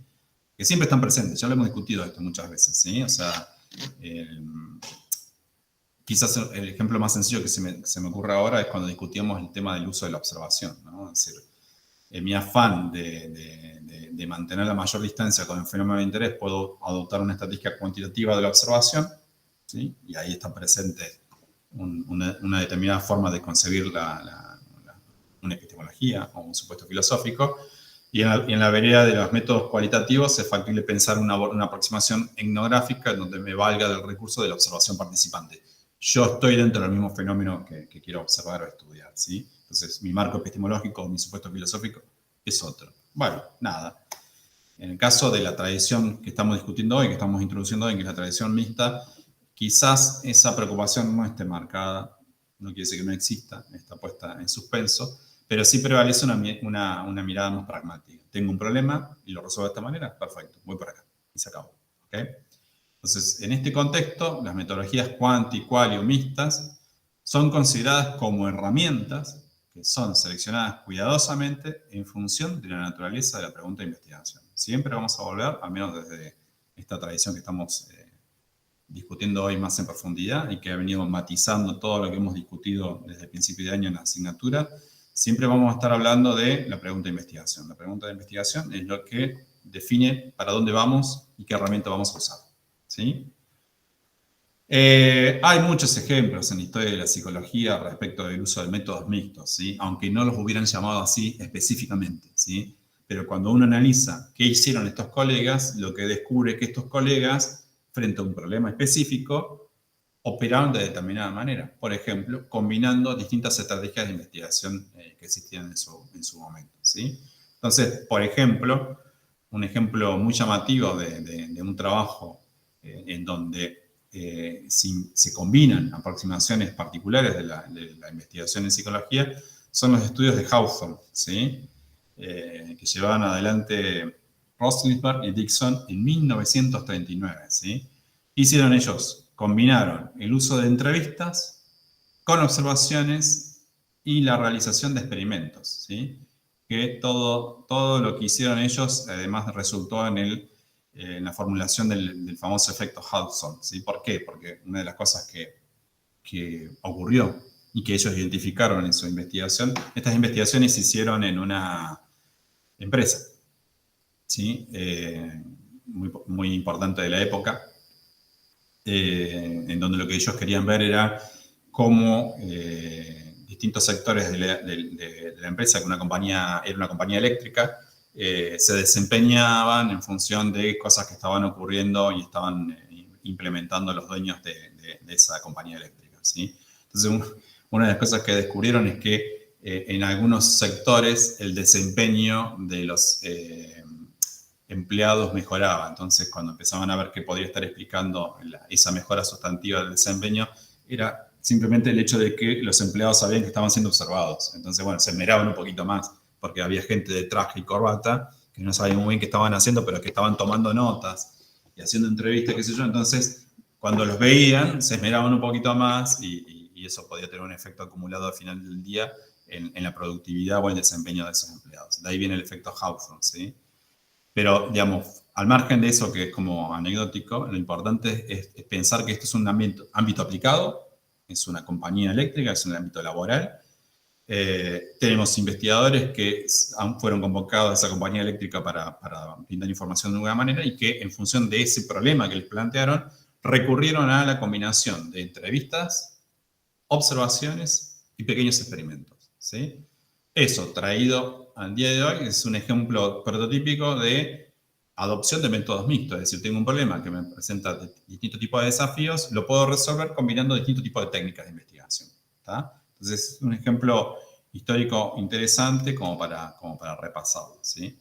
Acá simplemente tienen una mejor definición del efecto Hawthorne, ¿sí? Es una forma de reactividad psicológica por la que los participantes de un experimento muestran una modificación en algún aspecto de su conducta como consecuencia del hecho de saber que están siendo estudiados y no en respuesta a ningún tipo de manipulación contemplada en el estudio experimental, que es lo que pasaba con los empleados de la compañía eléctrica, ¿no? O sea, había gente trajeada tomando notas, bueno, nada, por las dudas, trabajo mejor, me desempeño mejor, etcétera, etcétera, ¿tá? Curiosidad nada más. ¿Quiénes más hicieron contribuciones significativas a los métodos mixtos? Vamos a hacer un comentario más generoso. En realidad es una de las áreas que más contribuciones ha hecho a la metodología de investigación en general, pero en particular es una de las áreas que también han hecho contribuciones sustanciales al ámbito de los métodos mixtos. Me refiero a la psicología social, ¿sí? La psicología social, por justamente la naturaleza de los problemas que han venido enfrentando desde su configuración como un área particular de la psicología, ha tenido que recurrir a muy diversas estrategias para resolver preguntas de investigación de interés en el ámbito de lo que llamaríamos psicología social, ¿sí? Entonces, como decía recién, en términos generales, es una de las áreas de la psicología que más contribuciones técnicas ha hecho al campo de la metodología de investigación, pero en particular al campo de los métodos mixtos, de lo que hoy entendemos por métodos mixtos. De nuevo, porque por la naturaleza de los problemas que se enfrentan, o las que se enfrentaron en el pasado, tuvieron que recurrir a distintos tipos de combinación de estrategias de investigación para poder dar cuenta del fenómeno de interés, ¿sí? Entonces, acá tiene, por ejemplo, un ejemplo de una de las grandes figuras de la psicología y de la psicología social cognitiva, que es Festinger, quien junto con Riken y Schachter, en el 56, por ejemplo, analizaron el comportamiento de un grupo moderno que creía que la destrucción del mundo estaba próxima y los ajustes cognitivos que tuvo que hacer ese grupo cuando su predicción no se concretó. Es como si dijeran, bueno, el fin del mundo se va a producir el 18 de octubre. Estamos todos esperando así el fin del mundo el 18 de octubre y hasta las 0 horas no pasa nada. Nada. Bueno, 19 de octubre. ¿Qué ajustes hace ese grupo para decir, bueno, che, habíamos predicho que iba a pasar esto, toda nuestra filosofía, cosmogonía se basaba en esto y no ocurrió? ¿Qué pasa con esto? Bueno, nada.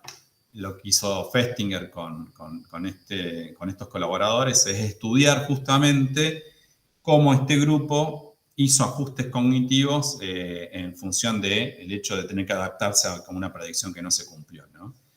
Este trabajo, que está recogido en este libro, que tiene como bajada un estudio psicológico social de un grupo moderno que predijo la destrucción del mundo y que se llama Cuando una profecía falla. Bueno, nada, tiene una combinación de entrevistas, observación, nada, cosas análisis de documentos, cosas que hoy diríamos, bueno, esto es típico de un trabajo de métodos mixtos, donde se están combinando distintos tipos de estrategias para reunir evidencias sobre un fenómeno particular, ¿sí?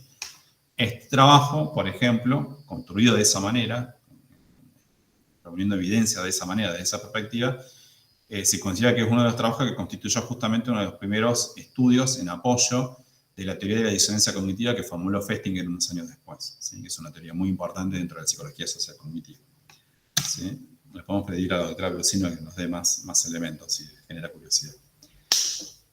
Nuevamente, la psicología social, en este caso con otros autores, también introdujo aportes significativos a la configuración de esto que estamos llamando hoy métodos mixtos, ¿sí? Por ejemplo, acá tienen el estudio del experimento de la cueva de los ladrones, que condujeron Sheriff, Harvey, White, Hood y Sheriff de nuevo, en un matrimonio, entre el periodo que va de 1954 a 1961, ¿sí? Nada, este conjunto de estudios que hicieron estos investigadores, puede ser considerado como otro ejemplo de integración de métodos de investigación, ¿sí?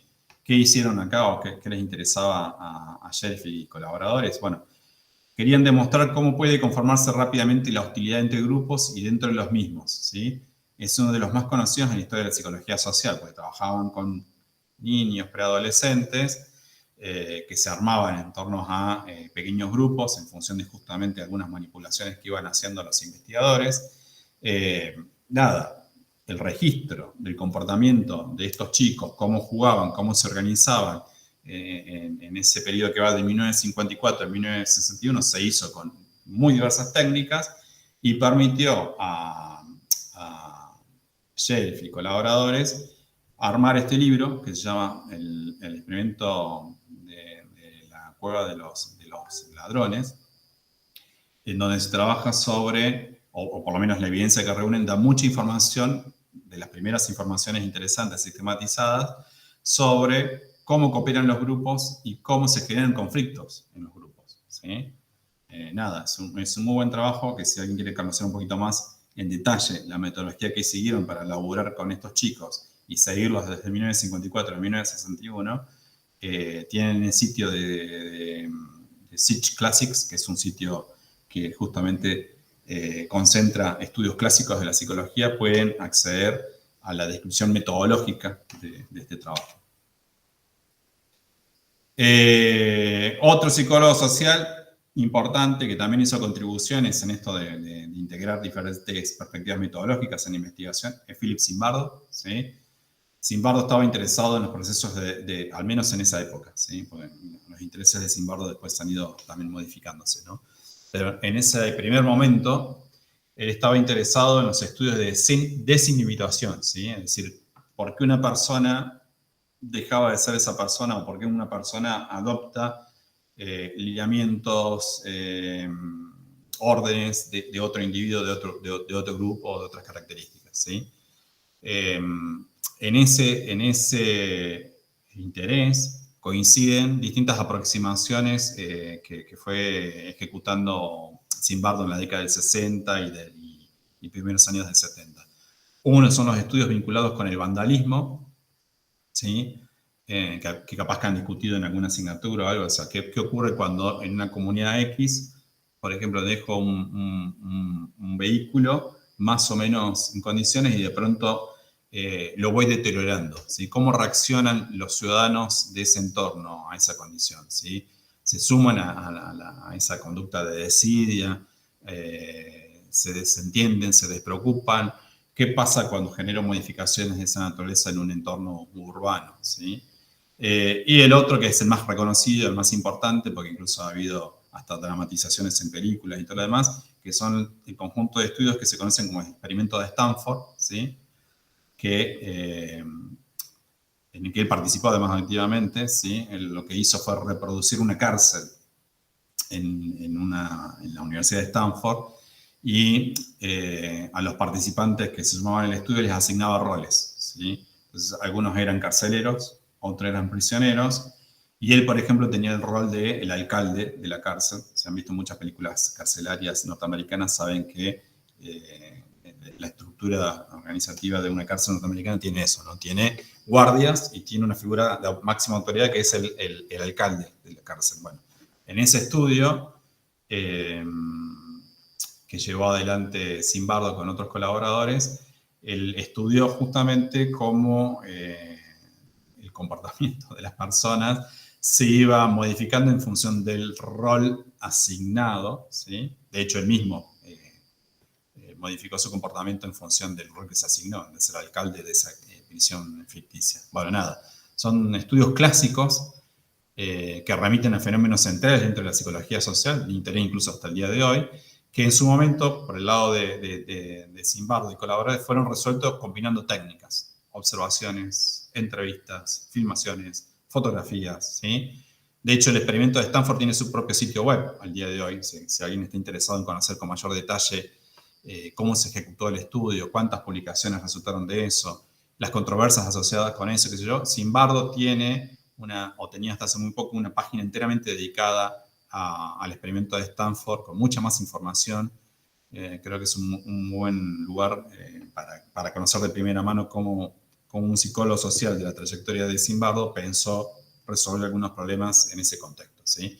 Por supuesto, de nuevo, cuando lean ese estudio, o si ya tienen alguna idea respecto de ese estudio, hagan las consideraciones del caso respecto de los aspectos éticos, ¿no? Porque no es la misma la configuración de la psicología hoy, siglo XXI, en términos de qué es lo que podemos hacer y qué es lo que no podemos hacer en una investigación, que la que estaba presente en la década del 60 o la del 70, ¿no? En la misma línea, por esa época, podríamos pensar, por ejemplo, los estudios de Milgram, de obediencia a la autoridad, ¿sí? Que hoy posiblemente, si bien ha habido réplicas contemporáneas, han sido réplicas no totalmente exactas justamente por cuestiones vinculadas con los aspectos éticos de la investigación. En el caso de los estudios de Milgram de obediencia a la autoridad, se usan mucho hoy para hablar sobre el tema del uso del engaño en la investigación psicológica, porque, bueno, él convocaba a sus participantes diciendo que su estudio era un estudio sobre aprendizaje y en realidad era un estudio sobre obediencia a la autoridad, ¿no? ¿Estamos hasta acá?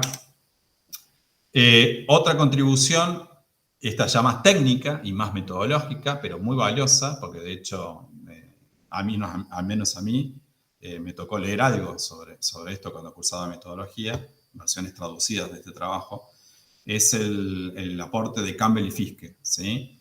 ¿Qué hicieron Campbell y Fiske? Bueno, ellos en una revista muy especial que existe hasta el día de hoy, es una revista central dentro del conjunto de revistas que tiene la Asociación de Psicología Americana, que es el Psychological Bulletin.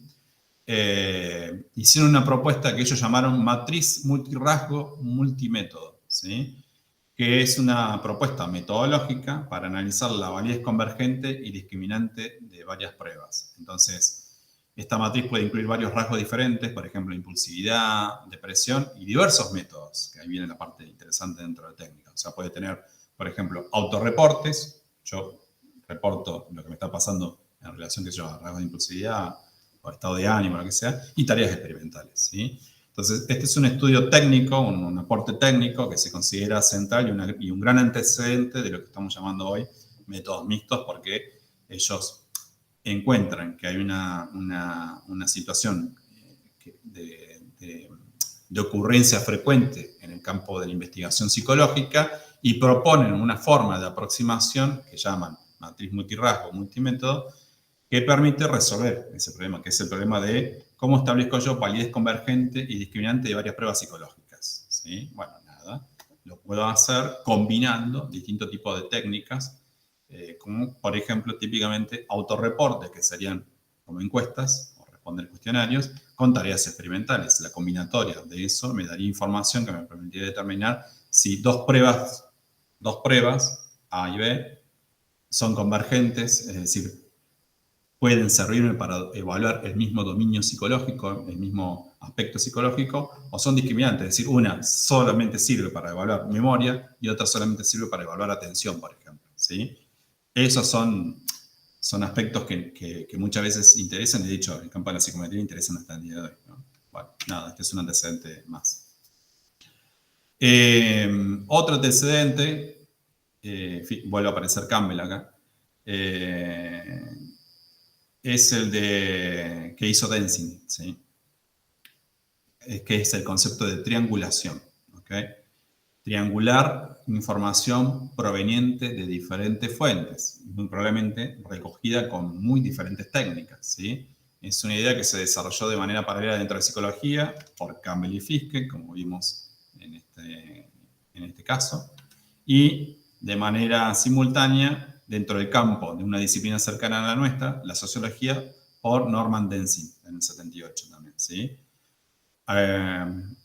Autores tradicionales de lo que hoy llamamos métodos mixtos, como Tallacori y Tedley, lo que dicen es que los métodos mixtos justamente evolucionan a partir de esta noción de triangulación, de la necesidad de las ciencias del comportamiento, de las ciencias sociales, de la psicología, de que muchas veces tener que reunir información de diferentes fuentes para responder una pregunta de investigación. Este concepto, entonces, el concepto de triangulación, para muchos es el que termina de impulsar la conformación de esta área nueva de métodos mixtos en ciencias sociales, en ciencias de comportamiento, en psicología, ¿sí?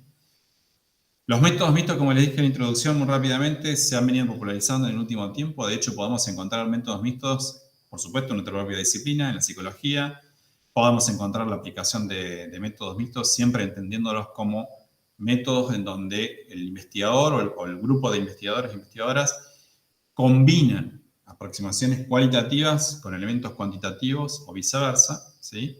Bueno, podemos encontrar la adopción de métodos mixtos en la psicología, en educación, en sociología, en el campo de la evaluación de programas, ¿sí? En el campo de ciencias de la salud, y hasta, para que se den una idea, hasta en el campo de las neurociencias, que uno seguramente y típicamente asociaría más que nada con los métodos cuantitativos. Pues bien, también en las neurociencias, muchas veces por la naturaleza de los problemas que enfrentan, es necesario combinar aspectos, métodos, técnicas provenientes de la tradición quali y la quanti, y entonces nos encontramos frente a la aplicación de un método mixto de investigación, ¿sí? Por ejemplo, ahí tienen un paper relativamente reciente, es del 2016, donde se estudia los efectos del mindfulness en personas que tienen deterioro cognitivo leve, ¿sí? Nada, es un estudio longitudinal, pero que implica la combinatoria de métodos cuantitativos con métodos cualitativos. Entonces, es un estudio con métodos mixtos en el contexto de la neurociencia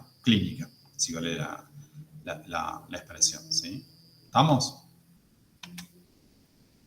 ¿Cuáles son las bases epistemológicas de los métodos mixtos? Ya se las anticipé, pero básicamente es el pragmatismo, ¿sí? La investigación con métodos mixtos surge como respuesta a la guerra histórica que hubo entre la tradición cuantitativa, que está fuertemente asociada con el positivismo y el pospositivismo o el neopositivismo, y la investigación cualitativa, que está fuertemente asociada con lo que llamamos constructivismo, ¿sí? Si han cursado alguna otra asignatura donde esto está presente, les va a quedar claro cuáles son los elementos de esta tensión, ¿sí? Positivismo por un lado, fuertemente, y variantes, fuertemente anclada con la tradición cuantitativa, constructivismo por el otro, fuertemente vinculada, anclada, relacionada con la investigación cualitativa, ¿sí? En este escenario, los métodos mixtos vienen a mostrar una tercera posición, una tercera vía, como se decía hace mucho tiempo, ¿sí? Hoy entonces existirían tres tipos de investigadores, investigadoras, tres tipos de científicos, científicas, ¿sí? Investigadores, investigadoras orientados cuantitativamente, a los que en muchas maneras van a encontrar que se los remite como quants, ¿sí? Una comunidad quants, ¿sí? Son personas que trabajan dentro de la tradición post-positivista y principalmente interesados en análisis cuantitativos, análisis numéricos, ¿sí? Por otro lado estaría los investigadores, la comunidad de investigadores e investigadoras cualitativos, a los que se les llama quals, ¿sí?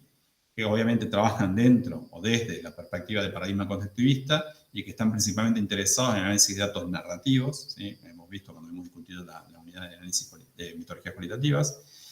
Y los metodólogos mixtos, ¿sí? Que trabajan dentro de otros paradigmas como la perspectiva dialéctica o el pragmatismo y están interesados tanto en datos numéricos como en datos narrativos, ¿sí? Integran las dos tradiciones sin ninguna dificultad porque son pragmáticos, ¿okay?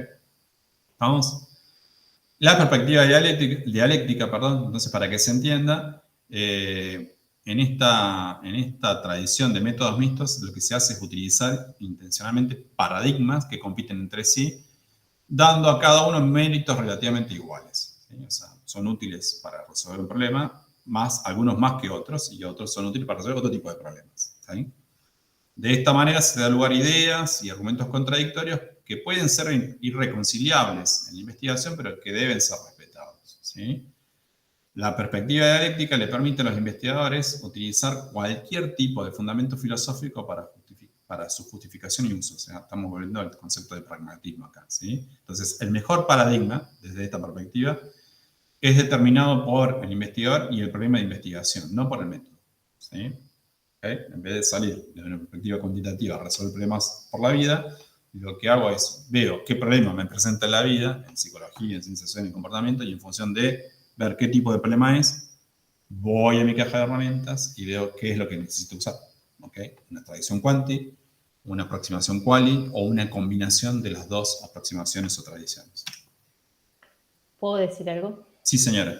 Acá lo que se intenta evitar es el reduccionismo teórico o el reduccionismo metodológico. Es decir, que cuando haya problemas o problemáticas que de hecho en nuestro campo disciplinar, como en muchos de los que ha mostrado el profesor Godoy, existen,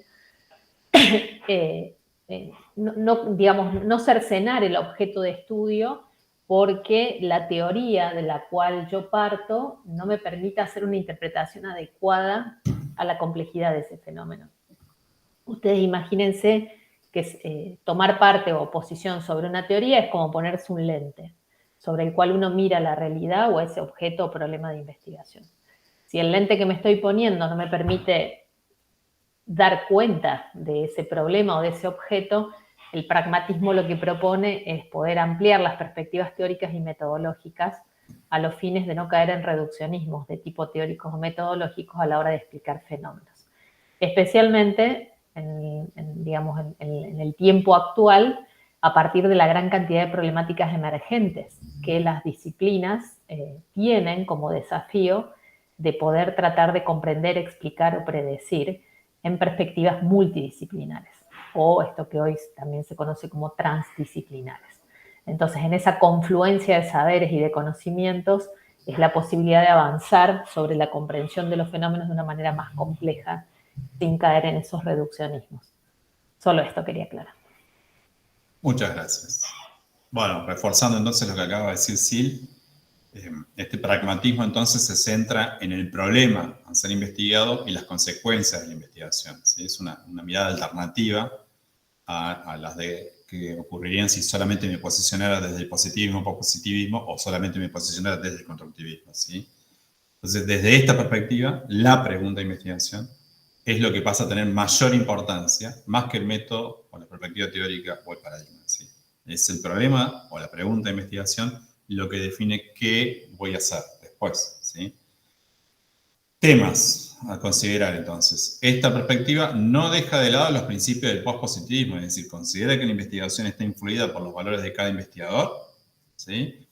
Por la teoría que cada investigador usa, y que nuestra comprensión de la realidad es construida, ¿sí? En realidad está retomando un poquito de lo bueno de cada una de las otras aproximaciones. En vez de obligarnos a ir por la calle A o por la calle B, nos dice, bueno, podemos ir un lado para acá, un momento para acá, conciliar las mejores cosas de cada aproximación, justamente en función de dar la mejor respuesta posible a la pregunta de investigación que tengamos formulada. Entonces, una definición cortita y sencilla de método mixto de investigación es la que dice que refieren a la recopilación o análisis de datos cuantitativos y cualitativos en un solo estudio en que se recogen los datos de forma simultánea o secuencial, es decir, hay espacio para estudios transversales y hay espacio para estudios longitudinales, e involucra la integración de los datos en una o más etapas en el proceso de investigación. ¿Okay? Entonces, es una definición relativamente sencilla y relativamente reciente, extraída de un manual de métodos mixtos, ¿sí? Entonces, los métodos mixtos de investigación permiten responder simultáneamente preguntas de investigación exploratorias y confirmatorias, eso es interesante, y por lo tanto permiten verificar y generar teorías. Interesante, ¿sí? Es decir, como yo puedo valerme de distintos tipos de elementos propios de las otras dos grandes tradiciones, puedo traer para acá aspectos interesantes, distintivos o aspectos potencia, que le dan potencia a ese tipo de estudios de esas dos tradiciones. Entonces, ¿puedo hacer estudios exploratorios desde una perspectiva de método mixto de investigación? Sí. ¿Puedo hacer estudios confirmatorios desde una perspectiva de método mixto de investigación? Sí. ¿Ok? ¿Está? Como vimos recién y como incluso vimos cuando exploramos los ejemplos históricos, es posible combinar observación con experimentos pequeños, es posible combinar autorreportes con experimentos pequeños, es decir, puedo tomar lo mejor de lo que me ofrecen en términos de diseño de investigación las dos grandes tradiciones e integrarlos, combinarlos, para poder llevar adelante un estudio más comprensivo del fenómeno que me interesa, ¿sí? En general, como vimos en psicología y sobre todo en ámbitos aplicados, es una cosa que ocurre frecuentemente, ¿no?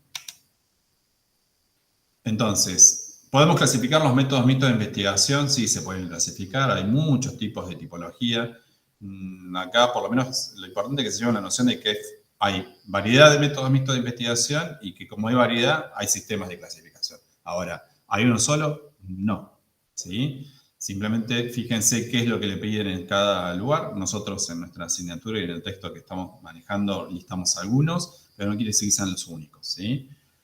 Por ejemplo, reconocemos que existen diseños de métodos múltiples. Son investigaciones con más de un método o más de una perspectiva, ¿sí? Entonces, en esa línea, por ejemplo, unos autores que hemos seguido, Leach y Owek-Yuzi, han propuesto una tipología basada en 3 dimensiones. El nivel de integración de las técnicas de investigación que se estén usando, de parcial mixto a totalmente mixto, la orientación del tiempo, las técnicas se usan de manera concurrente, es decir, de manera simultánea, hago todo al mismo tiempo, o las técnicas se usan de manera secuencial. Por ejemplo, muchas veces nos ha pasado, de hecho tenemos ejemplos con Silvina y con Ángel Pilati, cuando Ángel estaba construyendo algunos de los instrumentos de evaluación de las expectativas hacia el alcohol en niños y adolescentes en su tesis doctoral, que las primeras etapas eran más bien de tipo de entrevista a expertos. Es decir, bueno, a ver, ¿qué entendemos por expectativas? ¿Qué crees que le podríamos preguntar? ¿Qué sé yo? Y las etapas siguientes ya era la construcción de un test siguiendo con la aplicación estricta de las reglas de las técnicas psicométricas, por ejemplo. Entonces, no se hacía todo al mismo tiempo ahí. Había una secuencia y había otra después, ¿ok? ¿Está? Entonces, esa es otra forma también de pensar una clasificación de los métodos mixtos de investigación en función de si las técnicas se usan de manera concurrente, todo al mismo tiempo, o si se usan secuencialmente. Algo se hace primero y otra cosa se hace después con otra técnica, otra aproximación.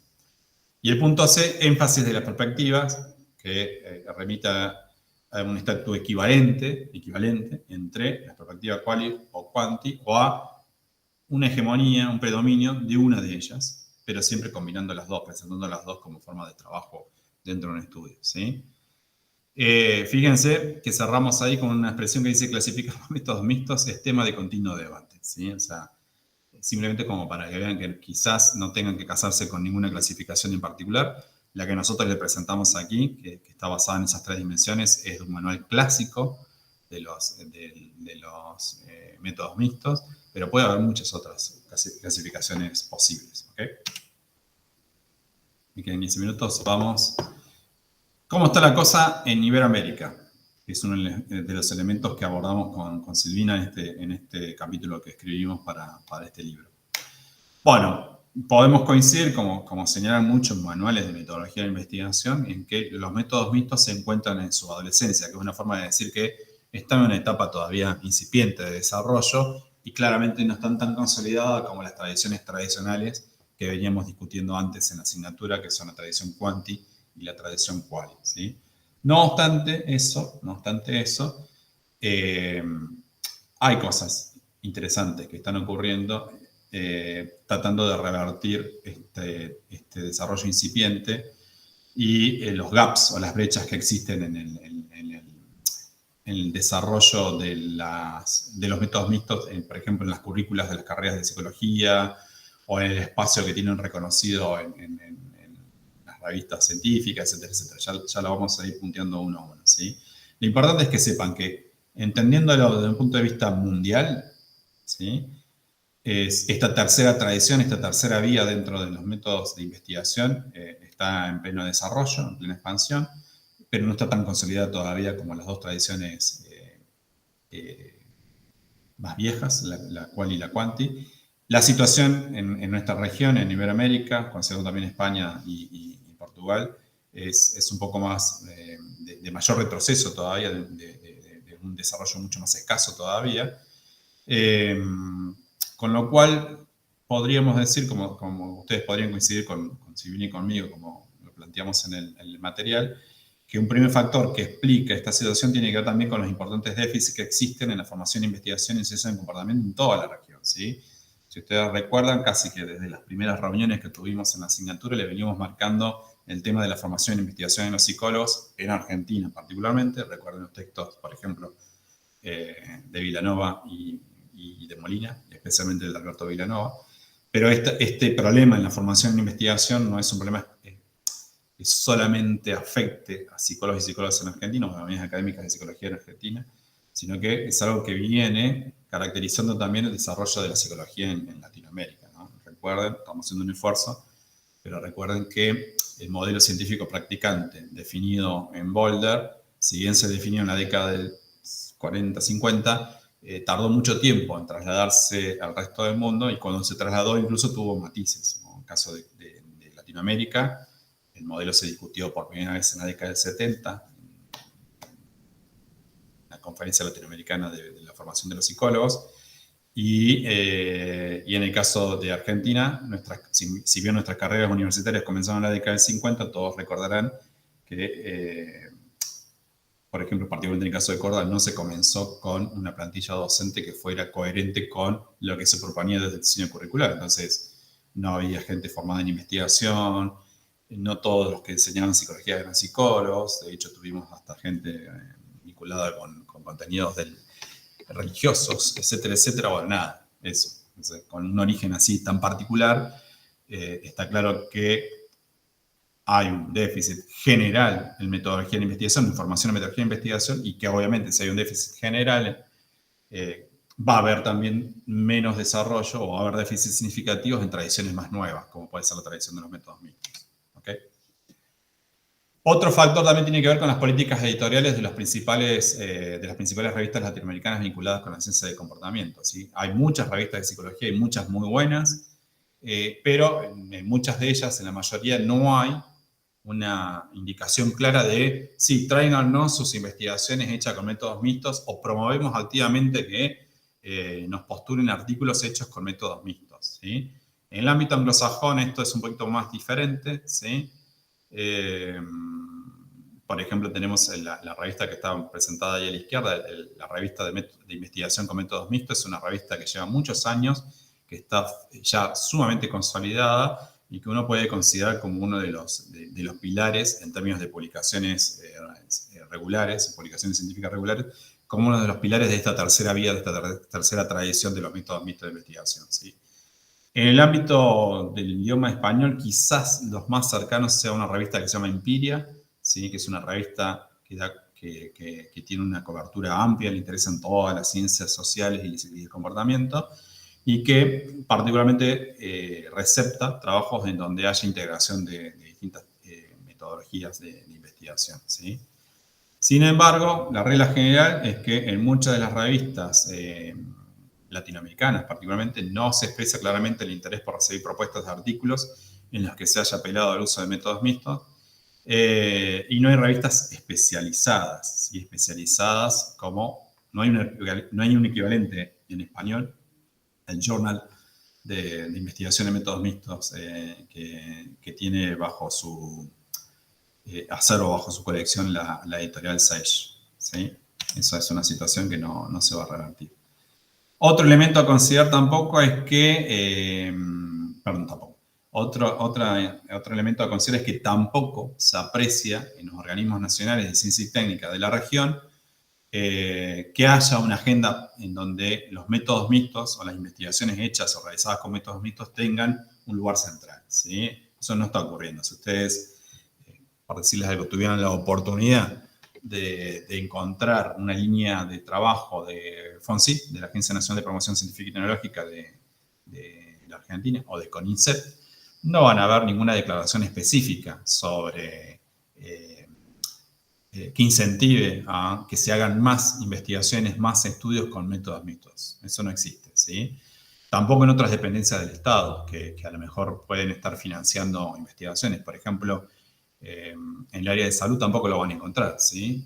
Que es otro espacio en donde, si bien a otra escala, no tan extendida como puede ser la Agencia Nacional de Promoción Científica o CONICET, pero es una dependencia del Estado que financia investigaciones en salud, ¿sí? Bueno, en ninguno de esos espacios ustedes van a encontrar un lineamiento explícito respecto de que se incentiven particularmente las investigaciones en temas de salud pública, de educación, de salud mental, etcétera, etcétera, con una metodología que integre aproximaciones cuanti y quali. Eso no existe, ¿no? Al menos en nuestro país, y es un patrón más o menos que se repite igual en Latinoamérica. Sí hay diferencias con algunos otros lugares. Por ejemplo, en el caso de los Estados Unidos, ellos tienen lo que llaman una oficina de investigación en ciencias sociales del comportamiento, que ya es decir mucho, ¿no? Y esa oficina depende del Instituto Nacional de Salud, que es una macroestructura del Instituto Nacional de Salud de Estados Unidos. Dependen, por ejemplo, el Instituto Nacional de Salud Mental, el NIHM, depende, por ejemplo, el NIDA, el Instituto Nacional de Drogas de Abuso, depende, por ejemplo, el Instituto Nacional de Alcoholismo y Abuso de Alcohol, NIA. Son estructuras importantes, muy significativas y que marcan agenda, no solamente dentro de Estados Unidos, sino en el mundo, respecto de cómo investigar sobre temáticas vinculadas con eso, con la salud mental, con las adicciones, con el alcoholismo, etcétera, etcétera. Bueno, esta oficina, que depende de nada más y nada menos que el Instituto Nacional de Salud, desarrolló una guía, ¿sí?, que sistematiza las mejores prácticas para el desarrollo de investigaciones con métodos mixtos en el campo de la ciencia de la salud. Es decir, que si alguien quiere saber qué es lo más conveniente, lo más pertinente, lo más adecuado para resolver preguntas en el campo de la ciencia de la salud desde una perspectiva de métodos mixtos, lo único que tiene que hacer es ir a buscar esta guía, este manual desarrollado por esta oficina gubernamental, y va a tener allí una serie de planteamientos y lineamientos que le van a servir para pensar, bueno, ¿cómo hago una investigación en salud pública, en salud mental, desde una perspectiva de método mixto que tenga ciertas garantías de que va a terminar una contribución interesante, genuina, al área? Bueno, nada. Es un ejemplo que contrasta un poco con la situación que estamos viviendo en Argentina especialmente y en el resto de la región, en donde hay todavía un gran desconocimiento sobre el valor, la utilidad de los métodos mixtos y, por supuesto, no hay incentivos, ni pautas, ni orientaciones respecto de cómo usarlos para resolver preguntas de investigación, ¿no? Voy más rápido, me quedan pocos minutos. Perspectivas y recomendaciones en relación a esto. Entonces, la implementación de los métodos mixtos en investigación del campo de las ciencias del comportamiento en nuestra región todavía muy incipiente. ¿Qué se puede hacer para que pasemos de muy incipiente a medianamente desarrollado? Bueno, típicamente algo que hemos venido discutiendo en relación a todo lo que es con investigación, que es promover el desarrollo de contenidos curriculares específicos en carreras de grado y posgrado de ciencia del comportamiento. Tomando el ejemplo de psicología, así como hemos discutido con ustedes respecto de que el plan de estudios tiene quizás un sesgo cuantitativo, ustedes tienen psicoestadística, tienen técnicas psicométricas, tienen metodología de investigación, pero ya después de ahí ya no tienen muchas más opciones de formación metodológica formal y obligatoria. Entonces, habría que darse el debate, tendríamos que participar del mismo o promoverlo para discutir cómo ampliar las oportunidades de formación en metodología de investigación para darle más espacio a las tradiciones con más tiempo de desarrollo, quanti y quali, pero también para introducirlos a esta nueva vía, a esta tercera vía, que es la tradición de los métodos mixtos. Es decir, bueno, a ver, ¿qué ajustes podríamos hacer en los diseños de los contenidos curriculares de las materias que ya tenemos? En una apuesta de máxima pensando en una modificación del plan de estudios, en una apuesta de mínima pensando en modificaciones al interior de las asignaturas tal como está ya organizado el plan de estudios, por ejemplo.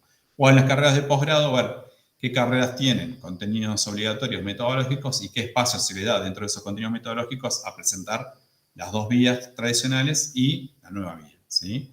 Yo, por ejemplo, estoy en estos días comenzando a dar el curso de metodología para la especialización en psicología jurídica. Bueno, yo lo que aprovecho dentro de lo que me permiten las autoridades de la especialización es dar un pantallazo general a los estudiantes de esa especialización que digamos, busca, que contiene a la tradición quanti, a la tradición quali, y si me da el tiempo a introducirlos a la aplicación potencial de los métodos mixtos en preguntas de investigación que tienen que ver con el campo de lo jurídico, por ejemplo. Bueno, son decisiones que se pueden tomar. Tercer punto, las revistas de psicología, de ciencia del comportamiento deben comunicar claramente que aceptan trabajos que recurran al uso de métodos mixtos, colaborar en el establecimiento de guía de buenas prácticas, en la definición de descriptores adecuados, entre otras acciones, ¿sí? Eso se puede hacer. De hecho, lo estamos discutiendo con bastante regularidad también con editores y editoras de revistas de psicología de Latinoamérica. Y finalmente, los organismos de ciencia y técnica, particularmente de la región, y organismos internacionales, por ejemplo, pensemos en la Organización Panamericana de la Salud, que son un organismo que también financia investigaciones y que suele orientar cómo quiere que se hagan esas investigaciones. Bueno, nada, de esos espacios, alentar el desarrollo de programas de investigación con métodos mixtos, incentivarlos, recompensarlos de manera adecuada cuando esa propuesta es una propuesta sólida y llega, ¿no? Por los desafíos que intenta resolver. Creo que estamos en tiempo y creo que terminamos. Bien, cumplí con todo. Genial. Bueno, déjeme ir a la pantalla para dejar de presentar. Qué bien. Bueno, técnicamente entonces estamos, profesora titular. Unidad 9, Bueno, medianamente genial. presentada, y la unidad 10, por lo menos uno de los dos textos que tienen, Están desarrollado presentados. de manera completa. Sí, y en general no es una unidad que presente complejidad, porque ya hay algo sobre las bases epistemológicas que lo vimos en la unidad 1. Hicimos bastante énfasis en eso, y en esta lo que incluye el texto de Sampieri son algunas formas de las combinaciones que toman los distintos tipos de los métodos mixtos, que no va a ser de ninguna complicación porque es esta notación si es secuencial o es en un único estudio, y cómo es la combinación secuencial, si primero cuanticuali o cual inversa, ¿sí? Entonces no requiere como de mayor complejidad. Como vos dijiste, en general la unidad 11 no se dicta porque eso es un contenido curricular que se da a lo largo de las actividades prácticas, que tiene que ver con la redacción científica, la redacción no sexista y demás. Así que con esto se cumplimenta el desarrollo de todas las unidades que conforman el programa y que son parte de los exámenes. O sea, hay varias preguntas en el foro relativo a qué unidades entran para el examen. Para el examen, dictadas o no, entran todas las unidades del programa. De todos modos, también pueden ver los videos del año pasado que están colgados en los canales de YouTube, tanto de Juan como mío, donde hay más desarrollos de estas clases y de estas unidades, así que no solo tienen esta, sino que también tienen los otros videos para poder verlos. Así que en los exámenes regulares y libres entra todo el programa. Volver a decir, porque no quedó grabado, que ya está habilitada la inscripción para rendir los recuperatorios el próximo jueves, y con esto ya damos por concluido el dictado de la materia. Así que le agradezco a Ana y a Juan Ignacio que se han quedado hasta el final de la clase. Profe, Sí. perdón que interrumpa, pero justo se me cortó internet. ¿Dijo que esta es la última clase? Esta es la última clase. Ya la semana que viene solo quedan las recuperaciones de parciales, y de ahí en más los trámites administrativos como para cerrar el estado de actuación de estudiantes.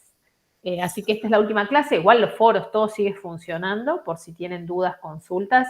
Nosotros seguimos trabajando en la materia hasta tanto se cierre finalmente la primera semana de noviembre, ¿sí? Así que cualquier duda o consulta, nada, a través de la ABP. Igual que el foro de consultas teóricas sigue hasta que cerremos con el último turno de exámenes de este año, ¿no? Sí, claro.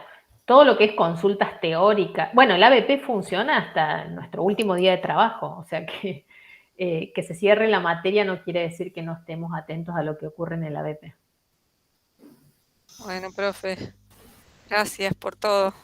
No, a ustedes por estar al pie del cañón hasta el último minuto. Bueno, nos estamos encontrando seguramente en alguna de las mesas o en los pasillos de la facultad. Así es. Cuídense. Bueno, que anden Bien a muy bien. otros. Chau, chau. Adiós, Chau. profe. Muchas gracias.